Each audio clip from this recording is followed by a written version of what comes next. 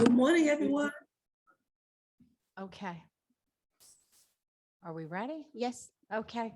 Good morning, everyone. Good So nice to- morning.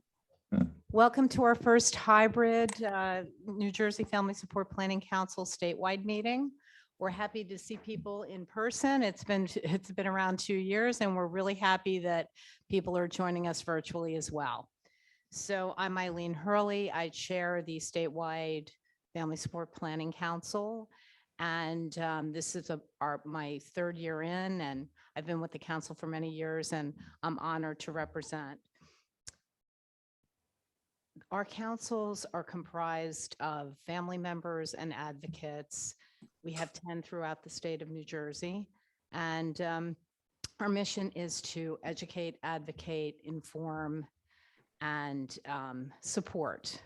So it's been kind of a challenge doing that during this COVID time, but we're looking forward to getting over the bridge into our new model of doing things. So welcome. Today, we are focusing on employment first in New Jersey and interagency collaboration. And we are really pleased to have David Hoff, Bill Freeman, Tony Scott, and Amanda Gerson speaking today on employment for people with disabilities. So David is the program director of the Institute for Community Inclusion of the University of Massachusetts in Boston. Kind of a tongue twister. It's a little early. And we're really happy that he is joining us. David has an extensive background in working with public systems and community agencies to enhance employment outcomes for people with disabilities. He's done work in Massachusetts, across the United States, and internationally, providing technical assistance and training on effective practices in human services and workforce development. In addition to his 20+ years at ICI, Mr. Hoff has been Regional Workforce Development System Administrator and has also spent several years in a direct service role, assisting individuals with disabilities to find and maintain employment. Prior to entering the human services field, he spent 10 years in management roles in the private sector. Mr. Hoff grew up in New Jersey and has a master's in social work from Rutgers University with a concentration in administration, policy, and planning, and is also a graduate of Cornell. So welcome, David. Oh, thank you so much for that intro. I sometimes wonder when people do my bio, like, who are they talking about? So, but it's so great to be with all you folks this morning, and happy to be here from Boston. Let me get my slides on the screen here. Okay, you should be able to see my slides, correct? And if you can't, let me know. Okay. So, well, good morning, and thank you. I have until 11 o'clock, correct, or thereabouts. So correct me if I'm wrong. So I've got about an hour. So, and I over the next hour, I'm going to hit a lot of highlights of topics. I probably could go in depth on each of these for an hour, and I never short on words, anyways. So, but I do want to just kind of speak a little bit about Employment First New Jersey, the background, where you're at currently, and directions for the future. And also, I think for the purposes of this presentation, a few logistical things. I'm going to stick around for the Q&A at the end. So you're welcome to put comments in the chat, but I really feel like, because I've got a lot to cover here, I kind of want to keep moving here. So if there's something really, really, really important that I need to respond to, please, facilitators, let me know. But otherwise, I will stick around. I will be around at the end to chat. And also, you can always reach out to me. My contact information is on the screen here, david.hoff@umb.edu. And my phone number is 617-480-9230. And our website at the Institute for Community Inclusion, where I work, is communityinclusion.org. If you're not familiar with ICI, we are a sister organization to the Boggs Center in New Jersey, which I'm guessing many of you are familiar with. and we are a university center on excellence for people with developmental disabilities, like the Boggs Center. The also want to mention that I did a presentation earlier this week for New Jersey EPSI, and I know some of you, I saw some few of the names, if you were there. Some of this is, I will admit, it's going to look familiar because it's somewhat similar, similar flow. I've changed it around a bit because the audience today is primarily families. It's also a little more focused specifically on folks with intellectual developmental disabilities. But but if you saw me earlier this week, this is going to look a little bit familiar. But I hope you still enjoyed it. And there is some new takes on things. Just want to briefly mention, thank you, mentioning that I'm from New Jersey originally, spent about half my life there, grew up in Westfield, so train station in Westfield, where my dad used to go to New York every day.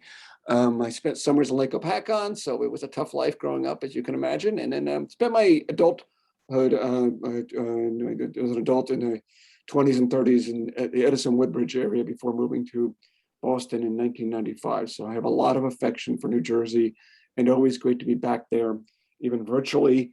And I got my start in New Jersey, and in this field, I worked for an organization called Our House, which at that time was in Berkeley Heights, is now in New Providence. So that was really got a really good grounding there. And one of my great mentors is Ellen Alvin, who was my boss there and really grounded me in the values of this field and a true belief that people with significant disabilities can work successfully in the community, and a belief in full inclusion of people with disabilities. And so really gave me great grounding and helped me build a career from there. So I do want to mention that, and thank you to the New Jersey Council of Developmental Disabilities for providing support to the Heldridge Center, and we've been assisting on developing a report on employment first. Thank you to all of you. Many of you I know responded to our survey or we spoke to you. So thank you for all your input. And the report is, the draft is done. We are working on the details of it and getting it formatted and all that. So it will be coming soon. But it is, I think a lot of what I'm going to discuss today certainly came out of that work in terms of examining the state of New Jersey and where things are at and looking to the future. So stay tuned on that. And there'll be a lot of detail on some of the issues I'm going to touch on this morning within that report. Also, I want to mention, sorry, I didn't say this up front. I really want to make sure this is fully accessible to folks. So if there's any issues with my sound or any of the technology, please give us a heads up because I want to make sure this is a fully accessible presentation. And I also will make the slides available to afterwards. I will send them down and they can be sent out to everybody who registered for today. So diving in, the history of employment first in New Jersey. In 2012, April 19th, 2012, Governor Chris Christie held a press conference announcing that New Jersey was becoming an employment first state, put out this press release. And within that said that the Department of Labor and Workforce Development and Department of Human Services, so those are the agencies that oversee your voc rehab agencies and DDD, and Division of Developmental Disabilities, will coordinate to deliver services that advance the goals of employment first. And it required all of state government to examine their respective policies and regulations to prevent barriers to employment for individuals with disabilities. So all looks good. And New Jersey, I should mention, is one of 39 states currently with an employment first policy of some form. So at the time it was about 14 or so. But this really is a national movement of prioritizing employment for individuals with disabilities. So that initial announcement was followed by this policy statement that came out a short while later and is integrated a lot within various policy documents and manuals in New Jersey, and also the DDD principles of employment. Competitive employment in the general workforce is the first and preferred post-education outcome for people with any type of disability. I'd say this statement is essentially the epitome of employment first. I mean, I've seen variations on this, but this is, clear and, says that this is the first and preferred post-education outcome. So employment, competitive employment, employment in the general workforce, that's the priority in terms of people with disabilities in the state of New Jersey. So this was then followed in January 2016 by a more specific statement, in my view, from the New Jersey State Employment and Training Commission, FCTC, that said, competitive integrated employment will be seen as the first and primary option for all individuals with disabilities. And I highlighted this, including individuals with the most significant intellectual and developmental disabilities who apply through informed choice for workforce services. So a very clear statement from SETC that this is inclusive of individuals with intellectual developmental disabilities, even the most significant, those most significant disabilities. So again, really strong policy statement and detailed. Got a picture of it here on the screen. And then there's been a bunch of, since this, the announcement of New Jersey becoming an employment first, a lot of activity, a lot of policy and practice initiatives. I certainly not going to go into detail for this morning, but just a few examples. DDD, the Division of Developmental Disabilities, came out with a very strong pathway to employment that said employment must be considered as part of the planning process, that everyone must have a goal of employment in their individualized service plan. So again, a really strong structure there in terms of consideration of employment and addressing any barriers to employment. Also, DVRS, the Division of Vocational Rehabilitation Services, has undertaken a variety of efforts in terms of employment first, has made some fairly strong commitments to employment first in their WIOA plans, their Workforce Innovation Opportunity Act plans. And they've also made some efforts to transition individuals out of extended employment, requirement that extended employment providers, shelter workshops, have to transition at least 10% of individuals out per year into community employment. And they also have a hybrid program they're using now to at least have individuals out in community employment at least part of the week.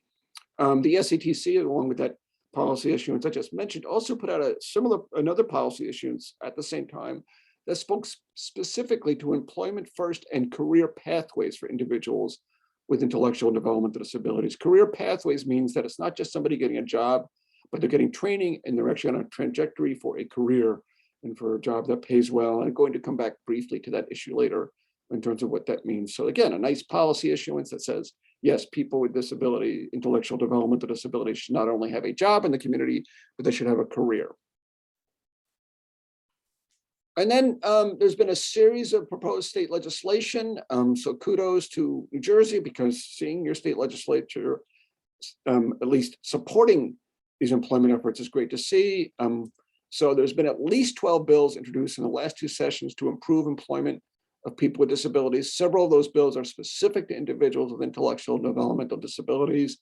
And there's also been 8 additional bills introduced to improve transportation for people with disabilities.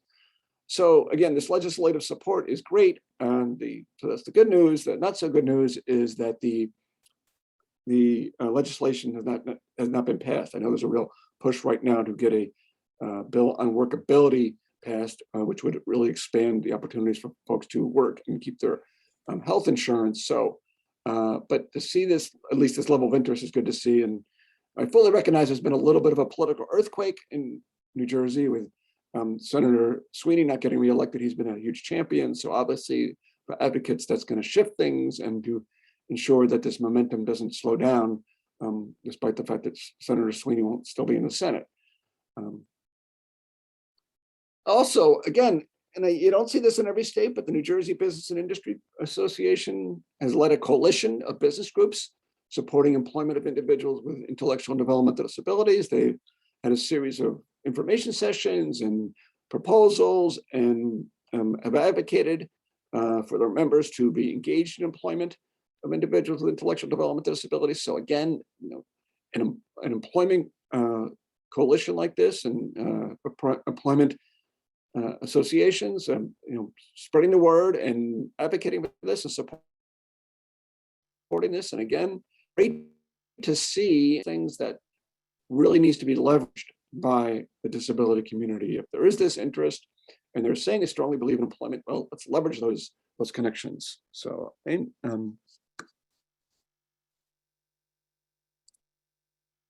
also, so we've got all these things that we've talked about, sort of these policy documents, these initiatives, the legislature, and a New Jersey BIA-led effort, all these things, okay? So it all sounds good, great, we're moving forward. But then we've got to look at the numbers and look at the data. And data is a little challenging sometimes because there's lots of data out there and kind of interpreting it in different snapshots. So I've chosen for the purpose of this presentation to look at one little data set that is at least, I think, indicative of where New Jersey is at. So a key indicator of employment of individuals with intellectual and developmental disabilities, in my organization, ICI tracks this nationally, is the number of individuals served by a state developmental disability agency like DDD who are receiving integrated employment support. So what does that mean? That means that person either has a job or they're receiving assistance in obtaining a job in the community. So they're getting employment assistance. This percentage varies widely nationally. It runs from 3% to 83%.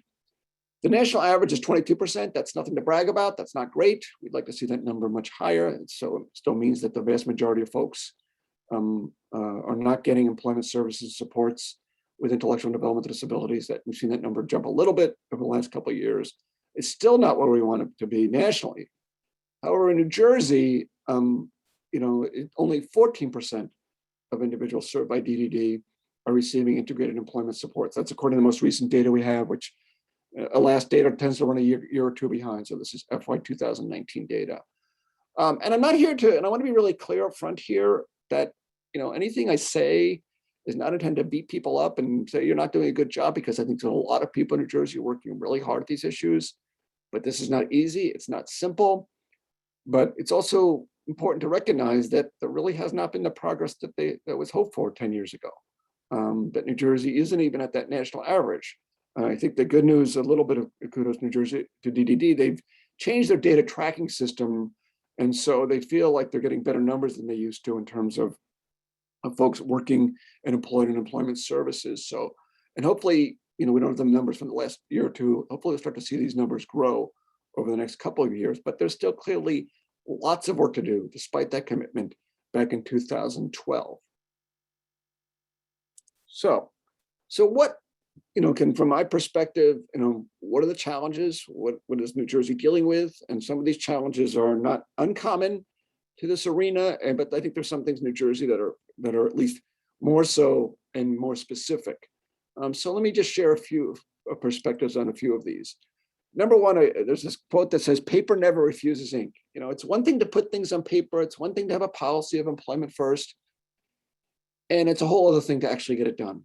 And I think sometimes, again, not uncommon, that New Jersey can write these nice policy statements and these nice directives and all of that, but at the end of the day, it's not really happening out there in the real world. And again, I think that, for example, DDD has that their employment pathway to employment is a really, really great policy. And it's obviously working for some folks, but one piece of feedback we got when we talked to folks was that it was not applied consistently. Although in policy, there should be consideration for employment for everybody who is served by DDD and a real effort to make to help them get a job in the community. That is not the reality that's happening in terms of the implementation of that policy. And there's probably a lot of underlying reasons why on that in terms of why that's happening, but clearly that's just an example. And again, I think the whole employment first policy as a whole, if we're saying employment is a priority, that's one thing to put on paper, but it's clearly, again, from a lot of the feedback we got was that's not what's happening on the ground, that people are being still steered to other alternatives, that there's a lot of folks saying, no, this person's not ready for employment, appropriate for employment. So again, it's one thing to have a policy, but it's another thing to actually make it a reality. That's where the real work is. I don't think there's anybody attending today that would disagree with this one.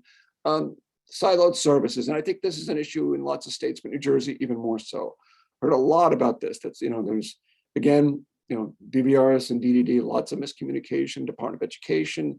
At the local level, dealing with service providers, schools, et cetera, et cetera. Everybody's got their silo, everybody's got their policies, everybody's in their little arena, but there's not enough communication.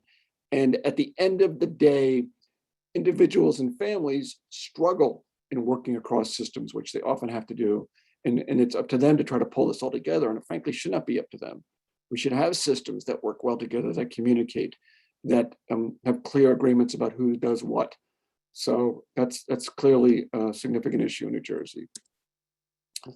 Also, again, got a lot of feedback on this, that there is a lot of difficulty and confusion in accessing services, that individuals with intellectual developmental disabilities and their families are often like, where do I begin here?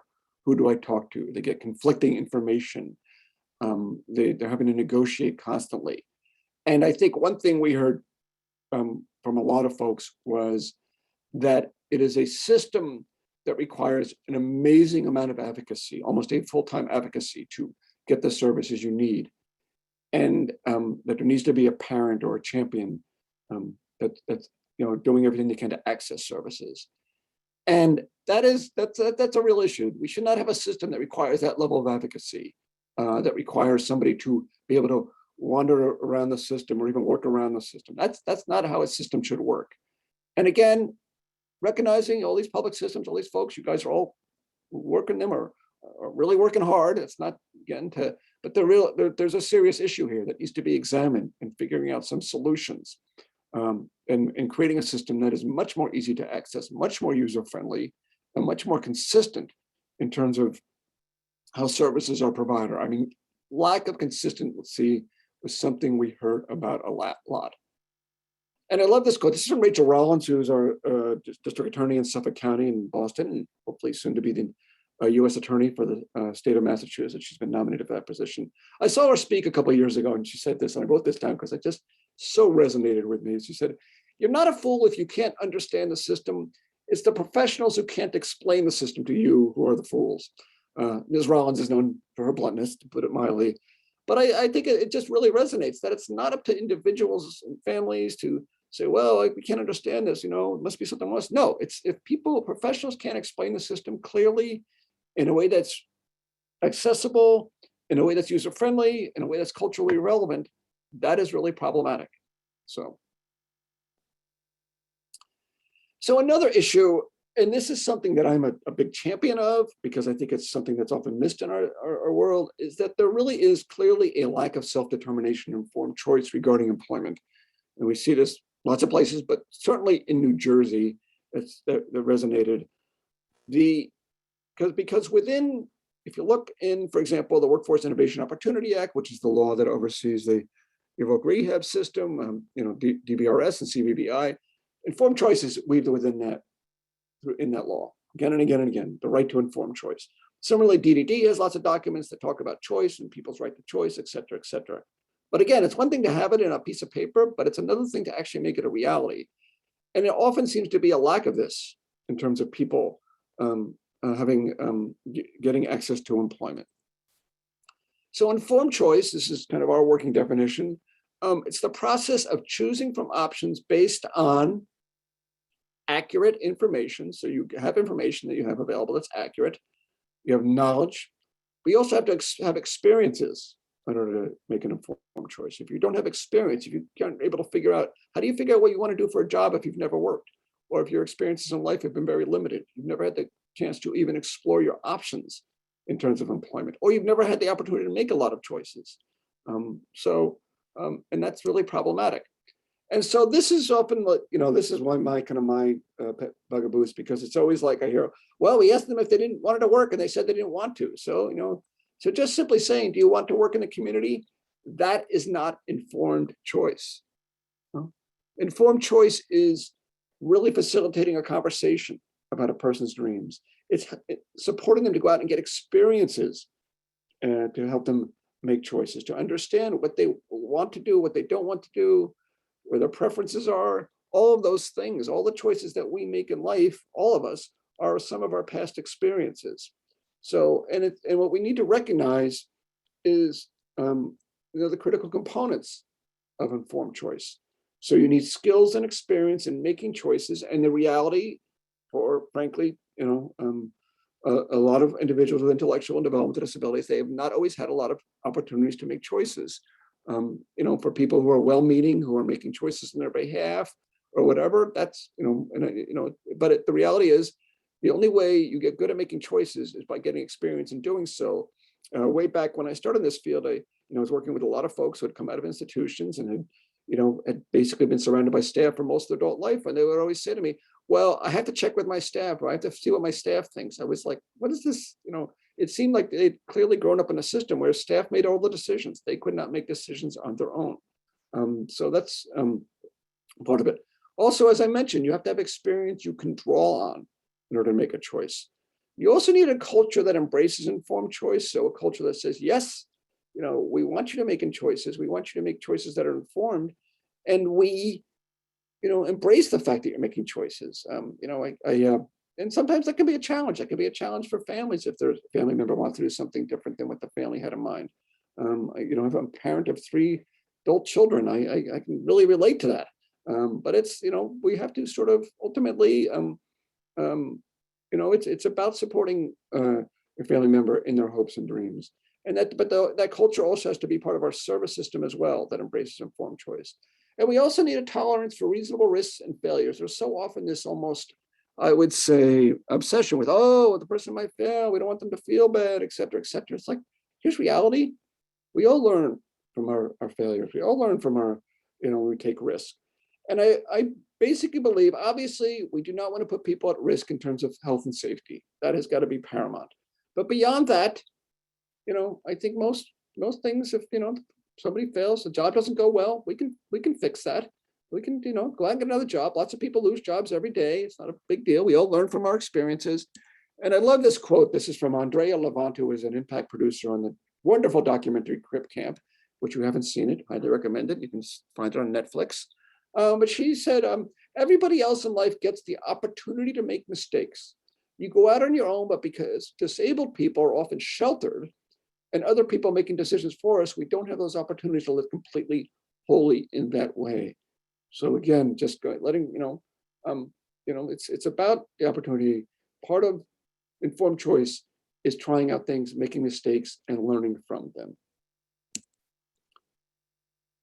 So moving beyond informed choice, also, and this is very clear in kind of the work we've done in the report we put together, that efforts have too often been haphazard and isolated. There's been some folks doing some really, really good stuff, but it really has not been completely articulated. It's like you've got DDD over here, DVRs over there, Department of Education, service providers. It's like this kind of lots of different things going on, but not a common vision and not a well-defined roadmap and work plan and clear responsibilities. I think some of the best efforts I've seen on employment first have been, first up, fairly detailed definitions about what employment first means, and then go from there, a kind of really solid work plan and an ongoing oversight of implementation in order to move forward on this. And so that's what really, in my view, New Jersey really needs to really take a step back and say, okay, how do we really create a vision for employment first, and how do we start to work together to make that a reality? How do we all own the problem, because everybody is responsible for the issues? And how do we all become part of the solution as well? So in terms of making employment first a reality, I think it needs to start really with an approach that really encompasses all the different areas that need to be impacted. So this is from the Institute for Community Inclusion, where I work. This is our framework for high-performing states, and it's based on some research that our researchers have done. But in some ways, it's kind of common sense when you think about this, because I think that when it comes to, and as somebody who, there's often, and I think politicians can be particularly guilty of this. Everybody's looking for that one answer to every problem in the whatever it might be, any social issue, whatever. There's always that one magical answer, and I hear this a lot, for example, in terms of employment of people with disabilities about, oh, well, if employers would just be more receptive, that would solve everything. And my view is employers are receptive. They're not the issue. That's not the issue. It's much more complicated about the service systems and the supports and all of that. But it's always everybody wants to come up with that one thing that's going to make a difference. And it's not one thing, it's a lot of things. And it's working at them simultaneously in order to advance employment. But it needs to start with these catalysts of leadership and values, a clear vision that there's a clear belief that yes, people with significant disabilities, including those with intellectual development disabilities, can work. And then we have a clear values that employment is going to be a priority. So those are the catalysts. And that leadership can come at the state level, but it also needs to come at the local level. It can come within service providers, come with family groups. Probably most importantly, it needs to come from individuals with intellectual developmental disabilities themselves, really strong advocates for employment. So also strategies, policies and goals. You need clear policies and goals for where you want to, and benchmarks You need financing, you need money to make it happen in terms of your service system. That not only means having enough money in the system, but how is that money being spent? Is it prioritizing employment? Are the rate structures providing the necessary incentives for service providers? All those things which are kind of get really geeky and real fast. And when you dive into rate structures, it's like a whole world unto itself. But those things are really, really important. Providing training and technical assistance to service providers, the service system, to individuals, to families, kind of thing we're doing today is really, really important. That people have, know best practices, understand them, and know how to implement them. A spirit of service innovation. I'm going to share a few quick ideas on some service innovation ideas in a little bit, but you also need a system that embraces innovation in services, that's willing to try new things, try some pilots, and also you need really good data tracking systems. Data is, it seems like such a simple thing, but when you start to dive deep into data, you realize that there's lots of data that's tracked. It's often tracked by different systems that don't always, it's hard to share data. There's privacy issues, and the list goes on and on. But there really is a need to have a real strong, and one of our recommendations, frankly, was an annual report card on employment first in New Jersey, because there's a need for data to not only be collected, but for it to be transparent and publicly available.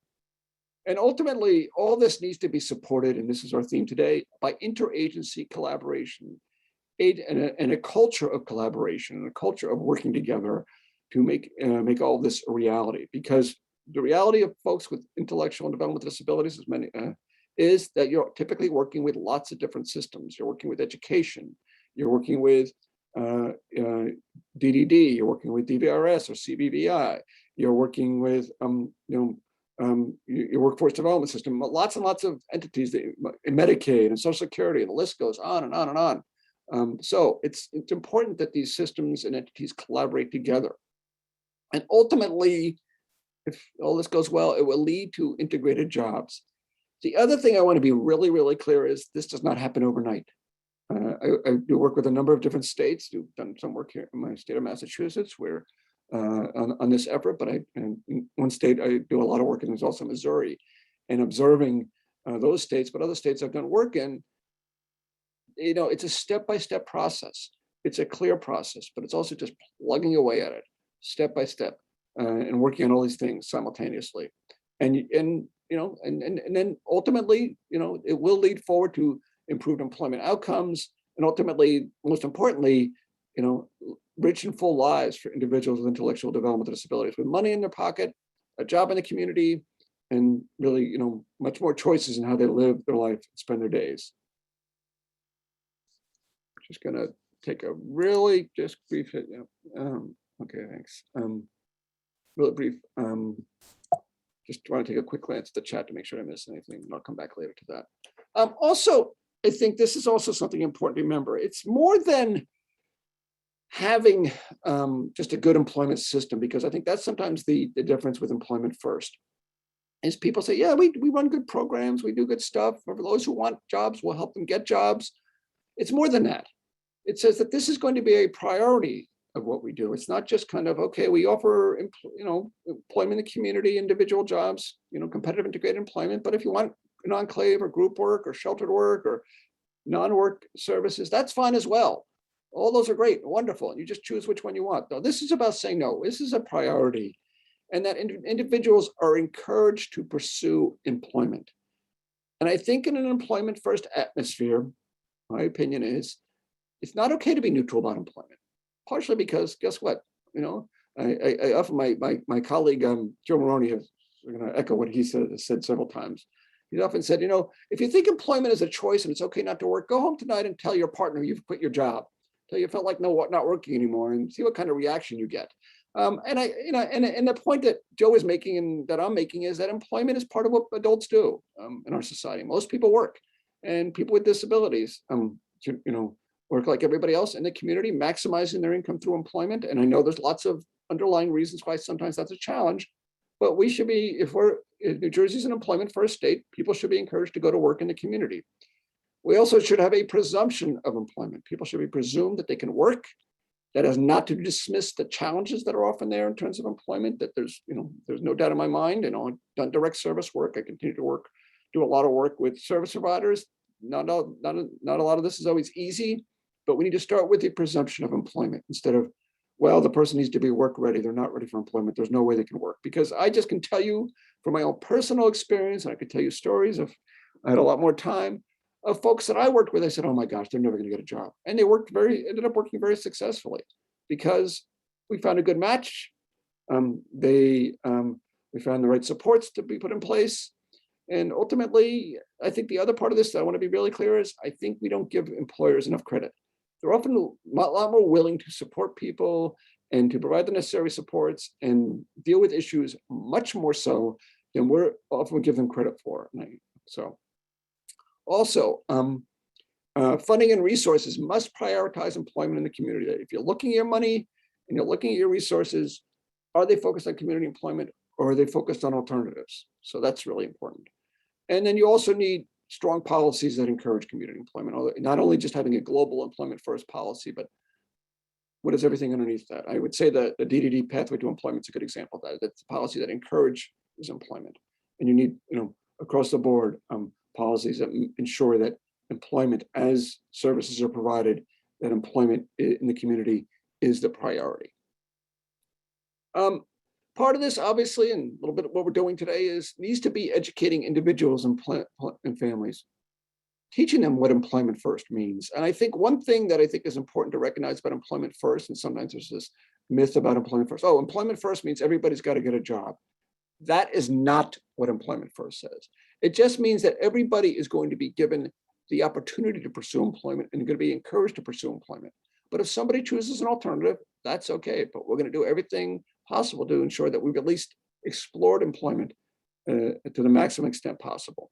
And also educating individuals and families about the benefits of employment. Not only obviously having money in your pocket, but also obviously being, new relationships, new friends. I cannot imagine my life without all the relationships I've developed through my job, an opportunity to really expand your skills and all those kind of things that we know. Also, you need to, families and individuals need to be educated about the services and supports available and how to navigate that. But coming back to my earlier issue that I spoke about, you got to have a system that's functional and easy to navigate, and then provide the information about how to navigate that. It shouldn't be, we should be creating 30-page guides for families on how to navigate a system that is, and because the system is so difficult to navigate, we need a system that really works well, and then provide that guidance, because it's, no matter what, it's going to be somewhat complex. We also need to let folks know about their right to services. For example, and this is not me, families and individuals should understand the criteria in simple language as possible in terms of eligibility for services from DBRS or CBBI, because there's very clear language in WIOA, the federal law, about right to services and who's eligible. And yet we heard at least anecdotal stories about how people were being denied services because they were considered, they were denied services and not considered eligible. And so what that said to us, again, we're getting these stories anecdotally. That's like, look, there's clearly some issues here about how people have been determined eligible. So if people have good information, they at least can advocate and understand, what services they're eligible for. And when they're frankly negotiating some of these things, they can, point to, yes, I am eligible for this service, and this is why I'm eligible. And also just ultimately educating people about how to advocate for their employment needs, how to advocate what employment is all about, what services are available. And within all of this, there's a need to really do good peer-to-peer approaches. I can talk all day about this stuff as a professional, but the stronger messages are going to be from individuals themselves and families, that information should be in a way that's fully accessible. And I mean that in the disability sense, but I also mean not just written materials, but videos, pictures, all those different ways of sharing information in today's age. And also information needs to be culturally relevant, that it speaks to different cultures. New Jersey is a very diverse state, so that's a critical piece as well. So again, so dealing with the benefits challenge, I'm going to hit a few issues here because I think these are just the things that continuously, jump up as barriers. So in terms of the benefits issue, recognizing and acknowledging the complexity of benefits, there are still ways that people can go to work, and people don't go to work nearly enough to the level they could typically, because of a lot of myths about benefits. But the way to address those myths is to make sure that people have easy access to benefits information so it's readily available. And that secondly, all staff who are working with individuals in terms of their employment needs, whether you're a teacher, whether you're an employment specialist, a job coach, whoever it might be, they should at least understand the bare basics of benefits and also know where the experts are. And within the benefits approach, there needs to be a pro-employment message. And what I mean by that is that instead of somebody can, oh, all right, those benefits are a problem, you can't go to work, or you got to work only a few hours. Instead of that, say, you know what, you can go to work. Yes, those benefits are a challenge. Yes, we need to figure out how to manage them, but let's figure out a way you can maximize your employment while still maintaining the necessary benefits. And so what's needed in New Jersey is really a much wider access to benefits assistance, at a basic level and at a wider level, and building your system off of what you've got already. You've got some good resources already in New Jersey on benefits. You've got the New Jersey Work Incentives Network support. You've got DB 101. You've got DVRS, all these things that are supporting benefits assistance and counseling, but they're not as widely available as they should be. So, one recommendation is, when we talk about interagency work, is working with these entities and figuring out how can we be more systematic in our approach to benefits counseling and make it more widely and readily available. Transportation, another of everybody's favorite issues. Again, how do we deal with that? Well, first off, I think that it has to be, really starting, and frankly, I think if I'm a person who's never going to drive and never have access to my own vehicle, I think at an early age, I should start learning about how I'm going to manage my transportation and what my options might be and how I advocate for transportation. So that's one thing that I would really like to stress, is that there's a need to build competency regarding transportation among individuals, but also among staff and services that support them. I always find it interesting, and I actually do a fair amount of work on transportation, which is a whole nother topic. But I find it interesting when we have all these service providers sitting together brainstorming on transportation. And the reality is, they're not transportation experts. There are people who dedicate their lives and careers to transportation. And so it's really important that we get out of our silo and go out there and build connections and interagency relationships with transportation providers, transportation experts, transportation resources, public agencies, all of these other entities, and also build interagency relationships with other entities that experience transportation challenges and work together on these issues. And part of this, and this is actually the project I'm working on, is part of this should also be individuals with developmental disabilities and families and other advocates participating in transportation planning and advocating for transportation needs. I just was at a transportation conference, and what was interesting to me was all these transportation organizations and planning bodies and providers, they want to hear from the folks who use these services. They really do want to hear from the disability community, because they make their plans based on the information they get. So, and they do lots and lots of planning processes. So it's really important that that folks be engaged and involved with those they're not going to hear, if you're not at the table, they're not going to hear your voices. And I just, again, real quick, just a couple of quick examples from other states. One from my state, Mass Mobility, where we've done a reasonably good job of trying to at least make sure there's some good user-friendly information out there in terms of transportation and doing some transportation coordination. And Ohio is undertaking a pretty comprehensive effort called a Mobility Ohio. Again, looking at all, if you look at their webpage in detail, they talk about how they've got all these different agencies and entities working on transportation, spending all sorts of money, and they don't talk to each other. And so the Mobility Ohio effort is part of bringing folks together collectively to focus on transportation. So technology, again, a whole other issue, but I think part of this advancement of employment first must be embracing technology in terms of the way we provide services. We're in the technological age. So, really supporting the use of technology to support individuals in their jobs, whether that's use of apps and things like that that can help them self-manage on the job, or providing job coaching and job supports remotely rather than have a job coach there in person. And doing a lot of work on this in a couple of different arenas right now. But it's just something that needs to, but there's several states that actually have a technology first policy. Missouri, Ohio, Tennessee has one. Massachusetts, we have a thing called technology forward.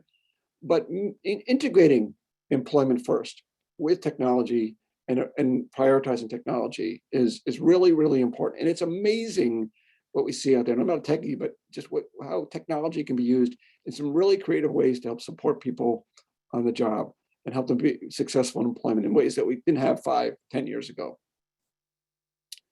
Also, transition. I know Bill's going to speak about this, so I don't want to steal his thunder, but just in terms of transition, again, that there's an expectation of employment when young people are in school, that they're going to, the expectation of employment first, that they're going to work as adults, that there's really high quality work-based learning via community-based work experience, that young people are out there working in the community, and that it's being used as an opportunity to learn about employment, learn about jobs, connect it with the classroom learning. Really important. There is clear research. You don't have to do research to prove this, I don't think, but it says if a young person has a work experience, particularly a paid work experience, while in school, they're much more likely to be successful in a career as an adult. So really important that that work experience happen while they're in school. And that over time, there's evolving job and career exploration experiences. Early on, there's 12, 14, you're starting to do a little bit of exploration, learn about jobs, learn about careers. But by the time you get to be 17, 18, 19, there should be real solid experiences out there in the community. It shouldn't be still in the exploratory phase. There should be, hands-on experiences, whether it's a internship, paid job, whatever it might be. That's really important. So they need to evolve over time. And there's nothing, and again, anecdotally, we heard back that, from parents who said, literally employment was never addressed within the transition process, or what we just started exploring it in the last year or two before my child left school. That's not acceptable. That's actually, so it really needs to start to happen early, and those experiences need to evolve over time. And again, really, really important that there's strong interagency partnerships that are part of transition at the state and local level. And I'll just share with you quickly here.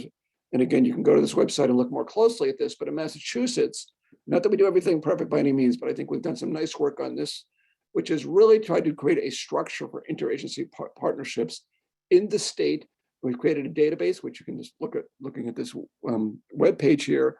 So if I'm a teacher, or if I'm a service provider, or whatever, and maybe a parent, I'm looking to see what's going on in my area in terms of interagency partnerships.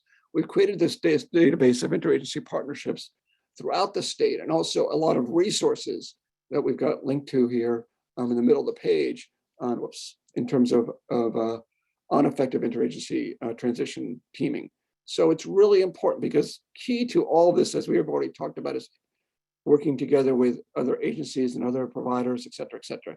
But transition in particular, teaming together is critically important. That, so again, something that New Jersey, I know there's some good work going on out there in terms of this, but really expanding it. And I think our example in Massachusetts is a good one to look at. Also, the need to increase work skills. I sometimes have thought about this, like we go on and about why can't people with developmental disabilities become employed in the community? It's the same reason why a lot of people with disabilities have trouble getting employed, because they don't have the skills that are in demand in today's workplace. And I think sometimes, supported employment grew out of this, we're going to place people and then train them on the job, which is a really good model in many ways. But I think sometimes we've forgotten that sometimes we still need to spend some effort expanding their work skills.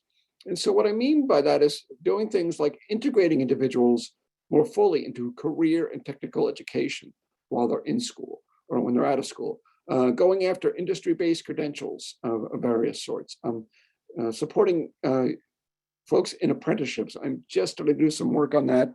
It's going to be interesting. I'm learning all about apprenticeships right now. I'm becoming immersed in it.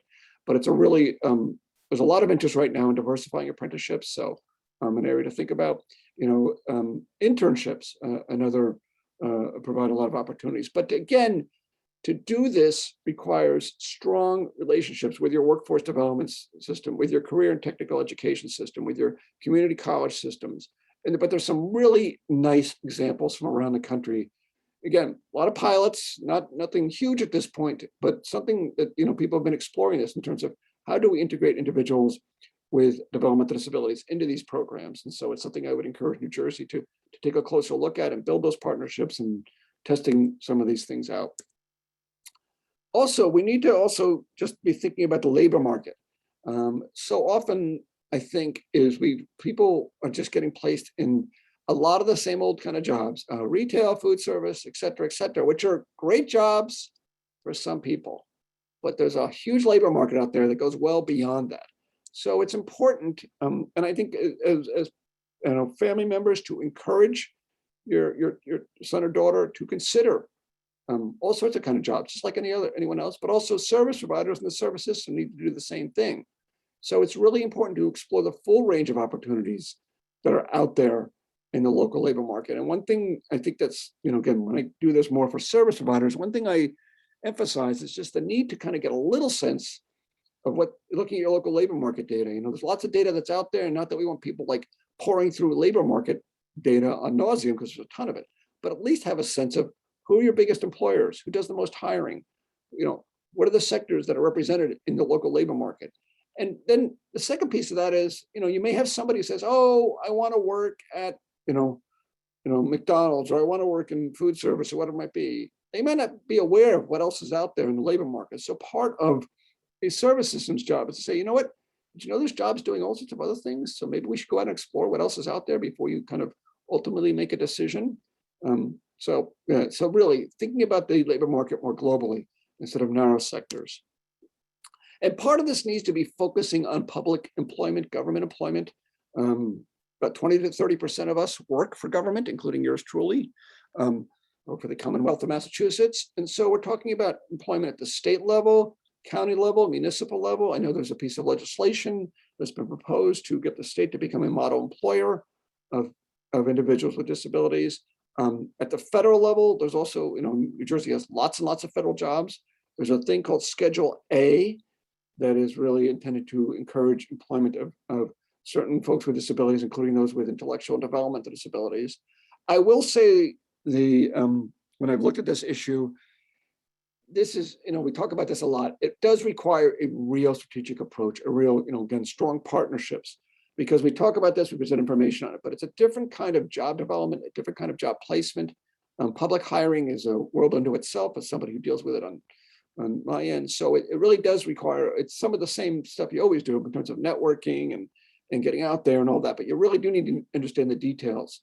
And also the fact that sometimes public employment, it takes a long time to get hired in the public sector, much more so than the private sector. So I think we need specialists to some extent in public sector hiring that can support these efforts if we're really going to make dents in terms of public employment. But we too often ignore government employment because it just, we don't even know how to get in the front door. Also, we need to think about innovative service models. And again, a couple of things I just want to share, a few quick ideas. Doing things the same old way just isn't going to work. I've shared with a few innovations around technology and things like that. But I'm not telling anybody anything we don't already know, is that we're going to need different staffing models for the future for two reasons. Number one, because what we're doing isn't necessarily always working well. But the second thing is there's just not enough staff, and that's not going to get any better. So we need to start to experiment more fully with different ways of providing supports. Things like embedded job coaches in larger employers. I actually did work like that back in New Jersey, way back in the mid-90s with Prudential Financial Services. And there's some of those models out there, but I think with larger employers, we need to do more of that kind of work. How do we embed job coaches with bigger employers who can kind of be that person who understands that culture and frankly, maybe compensated by that employer themselves, that really can help to support folks throughout a large business. Also, and Wisconsin's got a good example of compensating employers for supports, rather than they've got it's a little bit complicated, and I'm not going to get into the details right here, but just to share, and I'd be happy to send you more information on this. But they're actually paying employers directly for supports, and there's been some experiments with this over the years in different ways. I think this is the best one, and they're finding they're getting better outcomes in the pilot they did at less cost. So who can argue with that if you're getting both something that's more effective and more efficient? And there's still service providers involved, and they've got a whole system set up for it. But again, I think these are just a couple of quick examples, but we've got to be thinking differently about how we're providing services if we're going to, for long-term, make real progress, and also deal, frankly, with the staffing challenges that are not going away. So I'm going to touch a little bit of the third rail here as I wrap up here. But I do want to touch briefly on extended work, employment, and shelter work. I am well aware that extended employment has a lot of support in New Jersey. And I'm guessing there's folks in the audience here today who feel very positively about shelter work and extended employment. So I'm not here to beat it up, but I'm also here to say that things are changing in our country big time in terms of shelter work. And some states have eliminated shelter work, including mine. There is increasing pressure on sub-minimum wage employment. There is a bill that is being given serious consideration in Congress right now that would phase out sub-minimum wage employment. So, this is going to change. And one of my messages to folks in New Jersey is, you can sit there and try to say, well, just it's fine the way it is. It's fine. It's going to change no matter what. There's just too many other things happening out there in terms of sheltered employment and sub-minimum wage that are going to impact it.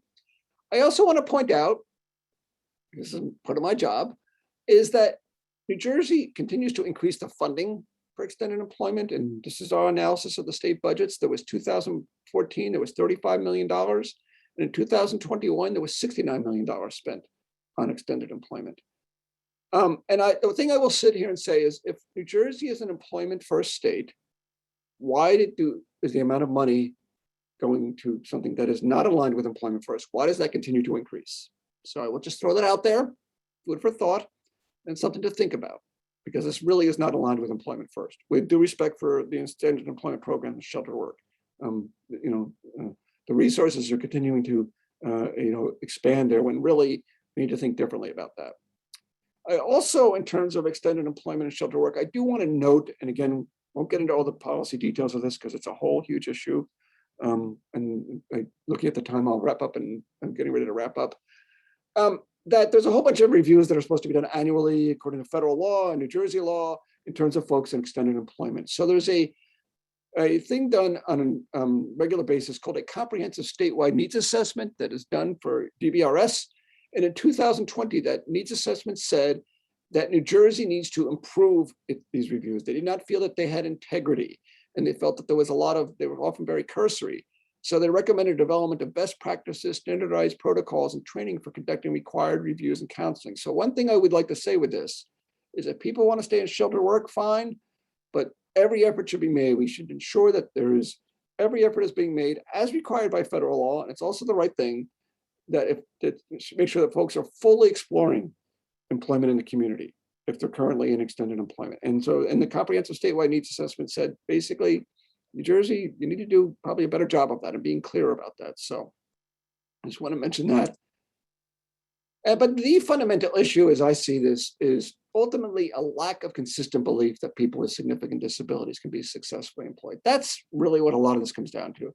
We can have all the policies in the world, all the structures, all the pilot projects, but if we don't believe that people with significant disabilities can be successfully employed, this is not going to work. And there's no doubt in my mind, the feedback we got was this was not consistent.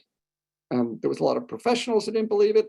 There's a lot of individuals who still struggled with their own sense of self in terms of employment. So it really is. There's a need for a much more consistent belief in that regard. Because I will tell you one thing that we've learned over the years, that we may not always been able to do a great job across the board systematically in helping people with developmental disabilities become employed, but we have way too many examples like these folks on this slide who are working successfully in the community, that through creativity, through support, through accommodations, through technology, good planning, these folks have become successfully employed. We know how to do this. We just need to do it more systematically. And we need to believe it's possible, because we have shown that it's possible. And as Max Barrows from Green Mountain Self-Advocates once said, presume competence. And what we mean by presuming competence is when you meet a person with a disability, you assume they are capable. Again, believe in it. Don't assume that someone can or can't do things, but make sure they tell you what they need for accommodations and give them the chance to be in the driver's seat. They should be in charge of their services. They should be in charge of what's going on, and believe in them, believe they're capable. This is a woman, Emily White. She's sold us in a TED Talk, actually. She's from Germany.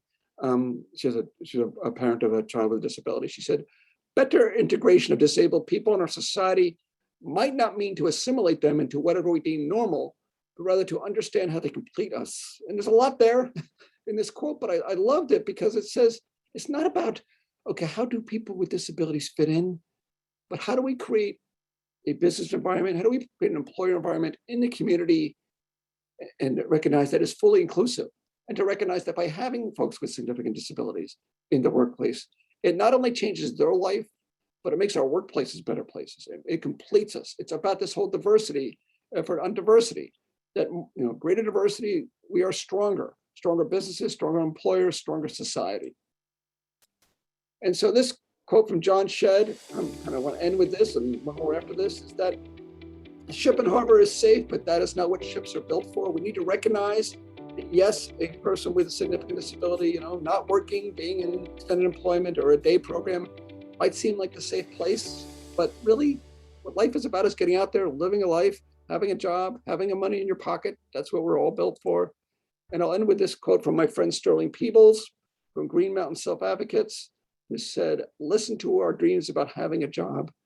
We want to work just like others." So that's it. That's a wrap. Thank you so much. I know I covered a lot. I hope this was helpful and hopefully some good concrete ideas in terms of moving forward, and appreciate it. Feel free to reach out, and I will stick around, and I'll be here at the end for the discussion. So thanks very much. Thank you so much, David. Really impactful information. And we have in the chat, we've been seeing a lot of our members are absolutely agreeing with what you're saying. We do have a few questions.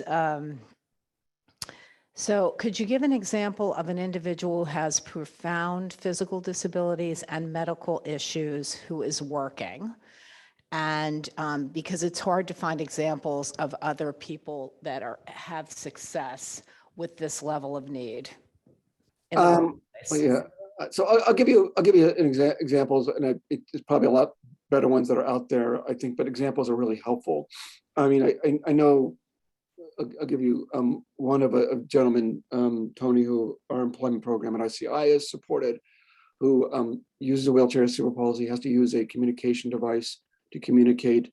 Who they found him a job through some really good person-centered planning.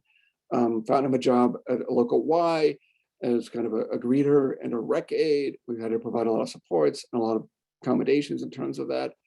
That's probably one example that just comes quickly to mind. I think that, again, there's folks that challenge all of us, and I don't want to be flippant about saying that this is easy, but I do think it's a matter of real creativity, really good employment negotiation, and trying to start with, again, who the person is, what do they want to do, and finding that right opportunity. But I think it's important. Again, I think it's a good point that we need to have more examples like that. And I can give it some more thought, a little more food for thought in terms of examples of that. But they are out there. But I would also say that those are folks who are not necessarily working at a really high level either. We don't have enough examples. Right. And also, even for you mentioned job sampling, and I was thinking back when my son was still in school, they did a lot of that. And then once he went to the adult day hab program, it wasn't the same. And of course, now with COVID and trying to come on out of that, it's been a real challenge for folks. Yeah, I will mention, without getting too into the weeds, customized employment is really for folks like that. That's what's really needs to happen, which is really intensive, what they call a discovery process, exploration of community, going out and doing job sampling and things like that. It's almost just you got to keep working the issue. I do want to mention also, though, I think if you have never seen the videos, try another way. You can find them really easily on YouTube by Dr. Mark Gold, that were created over 50 years ago, where he is working and teaching folks with really profound disabilities who come out of institutional settings and teaching them how to, actually what he was doing was teaching them how to put brake assemblies on bicycles together, a fairly complex task. And, there's a lot more to it. But what he showed 50 years ago is that folks with really, really significant disabilities can learn and can be productive. And that was kind of the basis of what we call systematic instruction. And unfortunately, in that, the 5 decades since that, Dr. Gold did that work, those are folks who still aren't necessarily working on the community at any high level, yet he proved that they can work and do things and be productive. And as he says, even in the videos, get a piece of the pie. So I think that sometimes we've got to start to go back to recognizing, and the stuff that we learned way back when, there are strategies that can work. So We have another question here.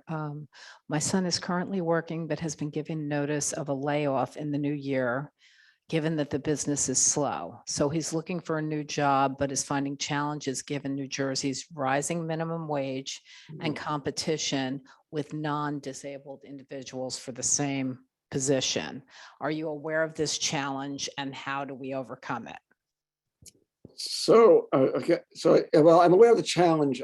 I think that the rising minimum wage, I'd love to have the resources to do some analysis of places where minimum wage has gone up higher and to see what impact it's had. So I'm not really, I think the main way of addressing it, again, and not to be kind of flippant, is, is to really, again, I think going back and doing a really good planning process to figure out, your son's gifts and strengths, and to say, okay, where can he demonstrate real value in terms of those gifts and strengths? So it sounds like he's got some work experience, which is great. And I think figuring out that, where can, because I think it's not always, I think we sometimes have this myth of for example, speed of production as the indicator of whether somebody is a valued employee. And that the reality is that's not how most of us are being valued on a day-to-day basis. Thank God I don't get valued in that regard. But I also think that sometimes there's people who bring strengths to a business, and that are, that we have to really explore. So it's really looking at, okay, what those might be, and trying to find a good match in terms of a particular business. I wish I had more ready answers. I don't want to be dismissive of the rise in the minimum wage because I don't feel like I've got good data to back myself up, but I feel like we've got to be careful about using that as an excuse why people can't work. And I can tell you, as somebody who ran food service operations for a decade, I had lots of employees of all different sorts. I brought all sorts of gifts to the table. And that is a business that is very production oriented. But I had people who were slow and steady, but they showed up every day and that was fine. Or they had good customer service skills and that was their strength. So, people bring a lot of different strengths. And I think that's really trying to hone in on those strengths is a way to really hopefully to address that. Oh, thanks so much, David. Okay, so at this point, I think we'll move on, but David, we would appreciate it if you're able to stay. Yep, absolutely. That would be great. Thank you so much. Really great information and we appreciate it. Okay, so now I'd like to introduce Bill Freeman, who is CSPD Coordinator for the Office of Special Education, the Department of Education for the state of New Jersey. Also, we're going to have Tony Scott speak, who is the Program Planning Development Specialist for Youth Services, Division of Vocational Rehabilitation Services for the New Jersey Department of Labor and Workforce Development. And Amanda Gerson, who is the Coordinator for Vocational Rehabilitation and Transition Services for the Commission of the Blind and Visually Impaired, the New Jersey Department of Human Services. So this presentation will be collaborative and we welcome you. Thanks so much. Well, thank you so much. We're so happy to be here to talk about this topic of our interagency work together between the Department of Education in New Jersey and the New Jersey Division of Vocational Rehabilitation Services and the Commission for the Blind and Visually Impaired. So again, thank you. And my name is Bill Freeman, and I am with the Department of Education, and I'm joined by my colleagues, if you guys want to unmute. Hello, I'm Amanda Gerson, Coordinator of VR and Transition for the Commission for the Blind and Visually Impaired. Good morning, Tony Scott with DVR, Division of Vocational Rehab. I'm the Program Planning Development Specialist of Youth Services. Okay, so in the next 45 minutes or so, we're going to talk about this. We actually have this formal interagency agreement between our three state agencies. So we'll talk about why we have that agreement. And we'll talk about the three types of services that are now available for students with disabilities. We'll help everyone understand the referral process to make sure that students can obtain these services from these two state agencies. And we'll go over the role of school staff in facilitating and providing services for students, and the role of state agency staff as we implement this agreement together.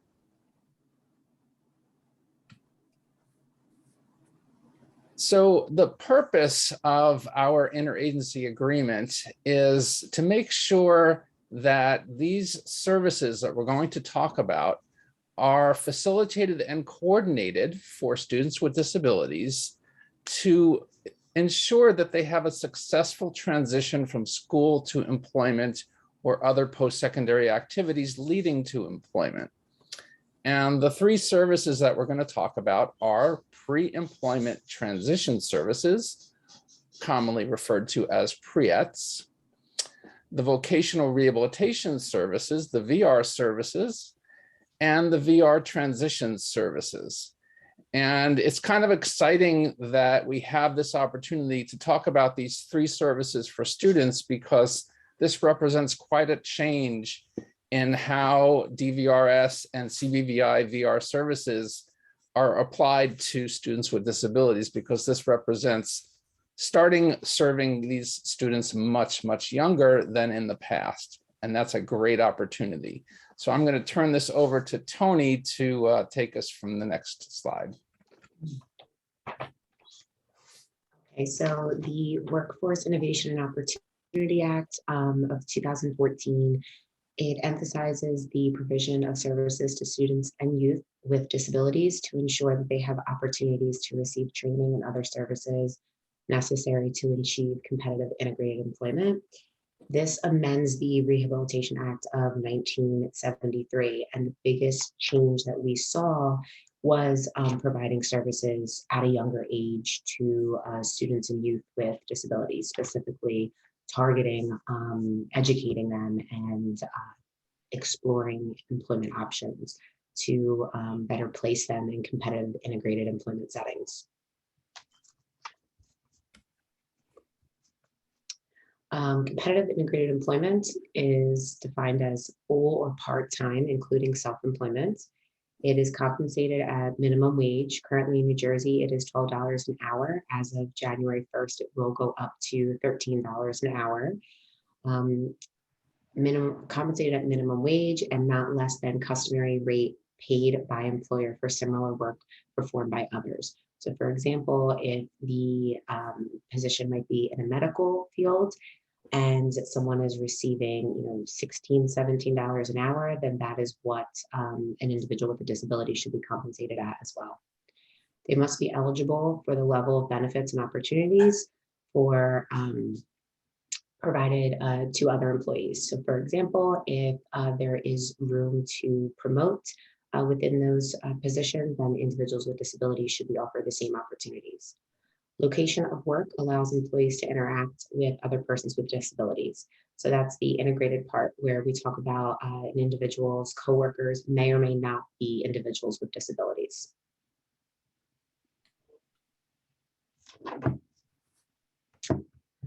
Federal funding for pre-employment transition services. So WIOA requires vocational rehabilitation agencies. So in New Jersey, that is DVRS as well as CVVI, to reserve not less than 15% of our federal VR allotment to arrange for or provide pre-employment transition services for students with disabilities transitioning from school to post-secondary education and employment in competitive integrated settings. These services are provided and coordinated with the local education agency. That would be our school districts throughout the state.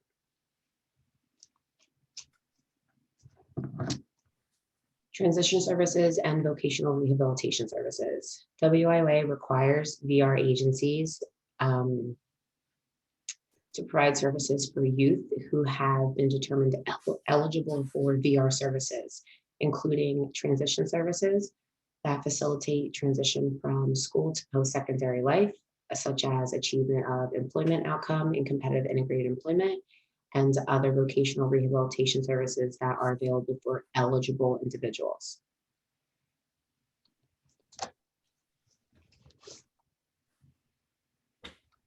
Okay.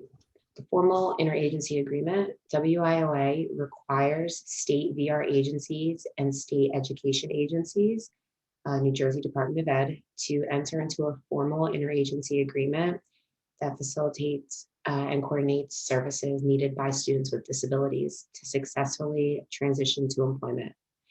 In October 2019, DVR, CBBI, and DOE entered into a formal interagency agreement. It's important to know that our three agencies have always collaborated together and worked together. We've had a long-standing relationship, but this was a formal agreement unifying our partnership.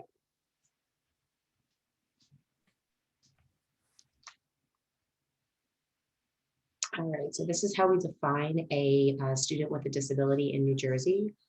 All students aged 14 to 21 who are eligible for special education and related services under IDEA, who are receiving accommodations under Section 504 of the Rehabilitation Act, or who have a medically documented disability that presents a barrier to employment.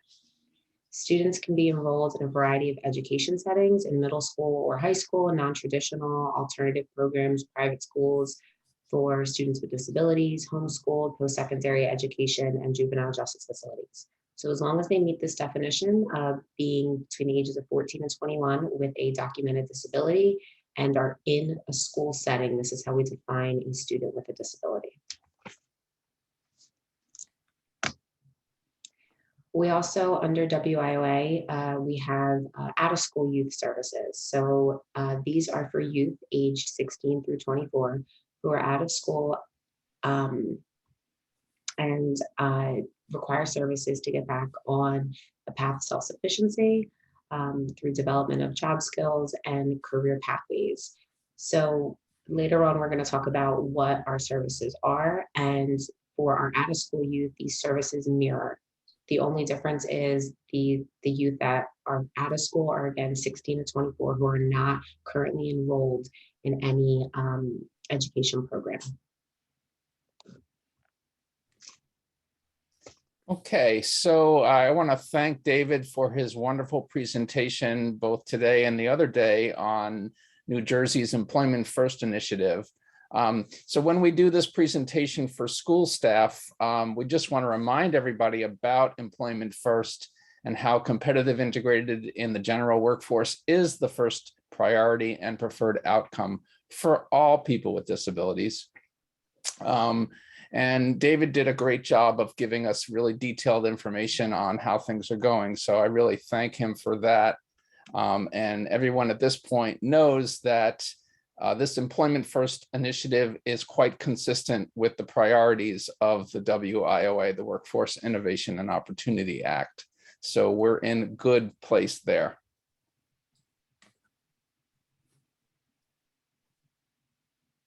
Okay, so now I'm going to talk a little bit more about what pre-employment transition services are. So there are 5 required pre-employment transition services, which I will go into in more depth after this slide. The first is job exploration counseling. Then we have work-based learning experiences, counseling on opportunities for enrollment in post-secondary education programs, workplace readiness training, and instruction in self-advocacy.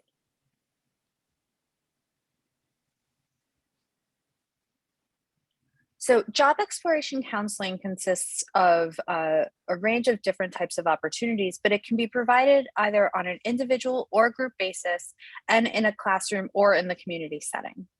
It includes information on in-demand industry sectors and occupations and non-traditional employment. It also includes the administration of vocational interest inventories and then a discussion and explanation of the results to help students identify their vocational goals. And then, of course, identification of career pathways of interest to students to help them also think forward as to where they want to advance in the future, not just that first entry-level job. And then also includes the use of labor market information that would apply to that student's particular interests to understand what is required for different positions, the skills, the training, the salary, and the availability of the positions in New Jersey.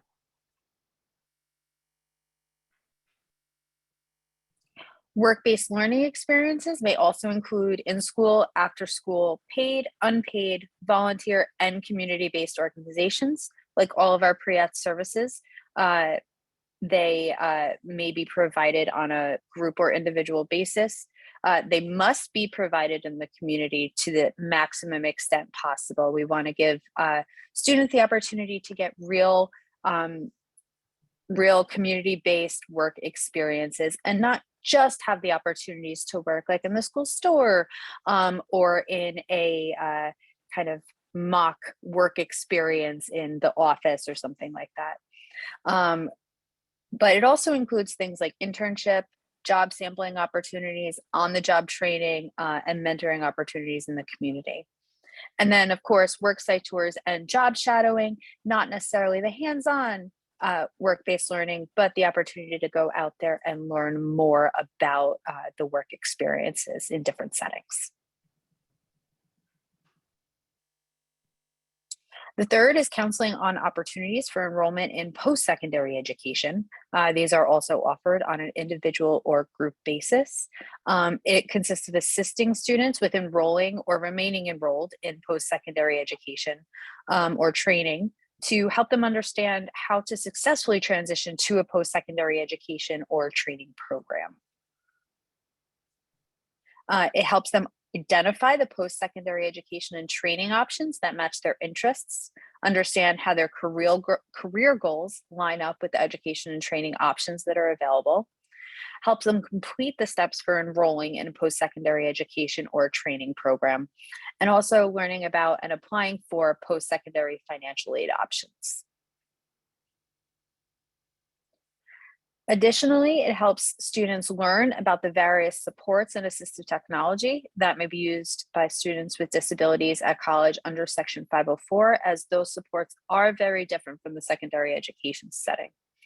Helps them learn about information on different course offerings, career options, and the type of training that's needed to succeed in the workplace. And then make decisions if they identify that a program is not a good fit for them or their goals, to change majors and/or education or training programs collaboratively with their counselor. The fourth is workplace readiness training, and this consists of a wide range of different sorts of training and information that we would work with students to provide. So as with all of them, or most of them, I should say, offered on an individual or group basis. And it builds on the student's current social and independent living skills that are necessary for employment. So these are the soft skills that we talk about. So communication and interpersonal skills, financial literacy, job seeking skills, anything that they would need to both get ready for and participate in the workforce. And then finally, instruction in self-advocacy. So again, provided on an individual or group basis and in either a classroom or a community setting. And this does include peer mentoring. So it includes learning about disability and its impact, an individual's rights and responsibilities under the law, how to request accommodation services and supports, and how to utilize mentors to get support from school staff and others at work sites or in organizations.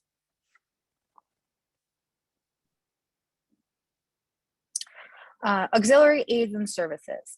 So we do recognize that a student may require additional supports or additional tools in order to access or participate in pre-employment transition services. So if that is the case, either DVRS or CBVI, whomever is the more appropriate agency, must pay for such costs if no other public entity is required to provide such aids and services. The most common auxiliary aids and services include communication access. So whether that's American Sign Language or captioning services for individuals who are deaf or hard of hearing, or large print or a screen reader such as JAWS for individuals who are blind and visually impaired. May also include things like reader services as well.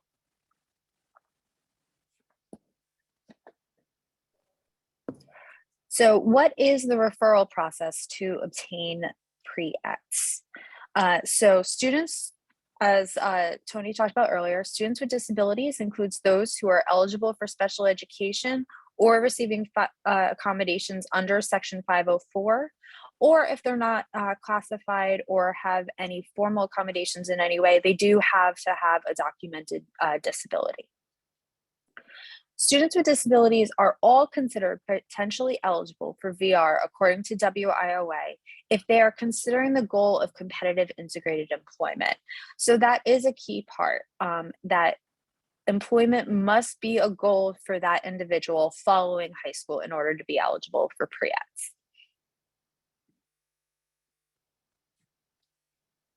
So to receive pre-ETs, students with disabilities do not need to apply to or be determined eligible for DVRS or CBVI. They simply need to be referred to one of those agencies for pre-ET services.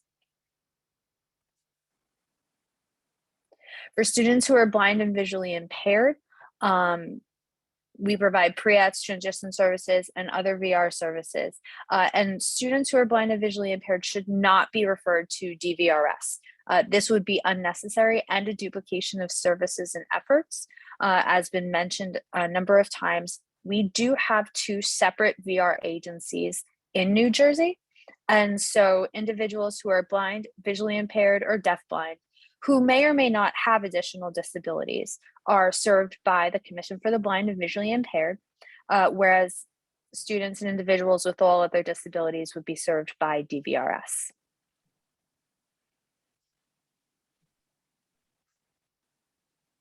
Services for students who are deaf and hard of hearing. DVRS has counselors called deaf language specialists for students who are deaf and hard of hearing and use ASL as their primary mode of communication. DVR has contracts with 3 regional career centers in the north, central, and southern parts of the state. They provide the following services. For students and youth, provide all of the 5 core pre-employment transition services, as well as out-of-school youth services. For adults, they provide job readiness training, assistive technology demonstrations, vocational assessments, job placement, and job coaching. There is deaf language specialists that cover all offices in all counties. There's also a spot on the referral form that you would check off if you're looking for services for deaf and hard of hearing. You would check off the box that says RCC on there.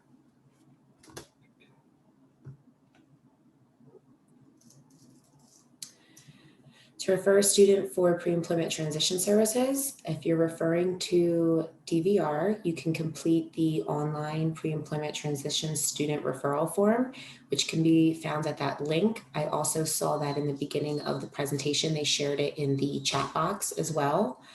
As mentioned, if you are looking to be referred to one of the regional career centers, on the second page, you would just mark that off so we can ensure it's assigned to one of our deaf language specialists to allow for appropriate communication.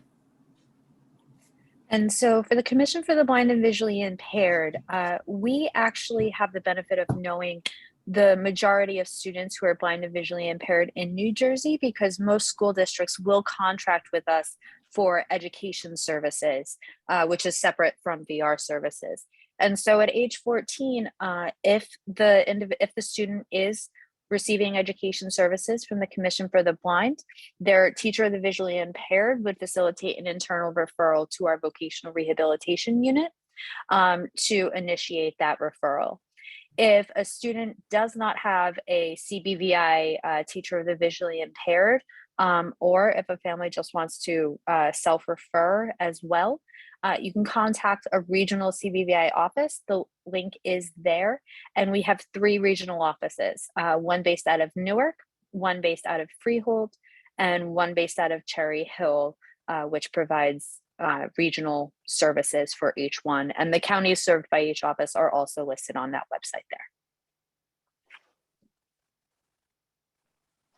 All right, so as I'm sure you can imagine, this process needs to be coordinated with the school systems that students are attending.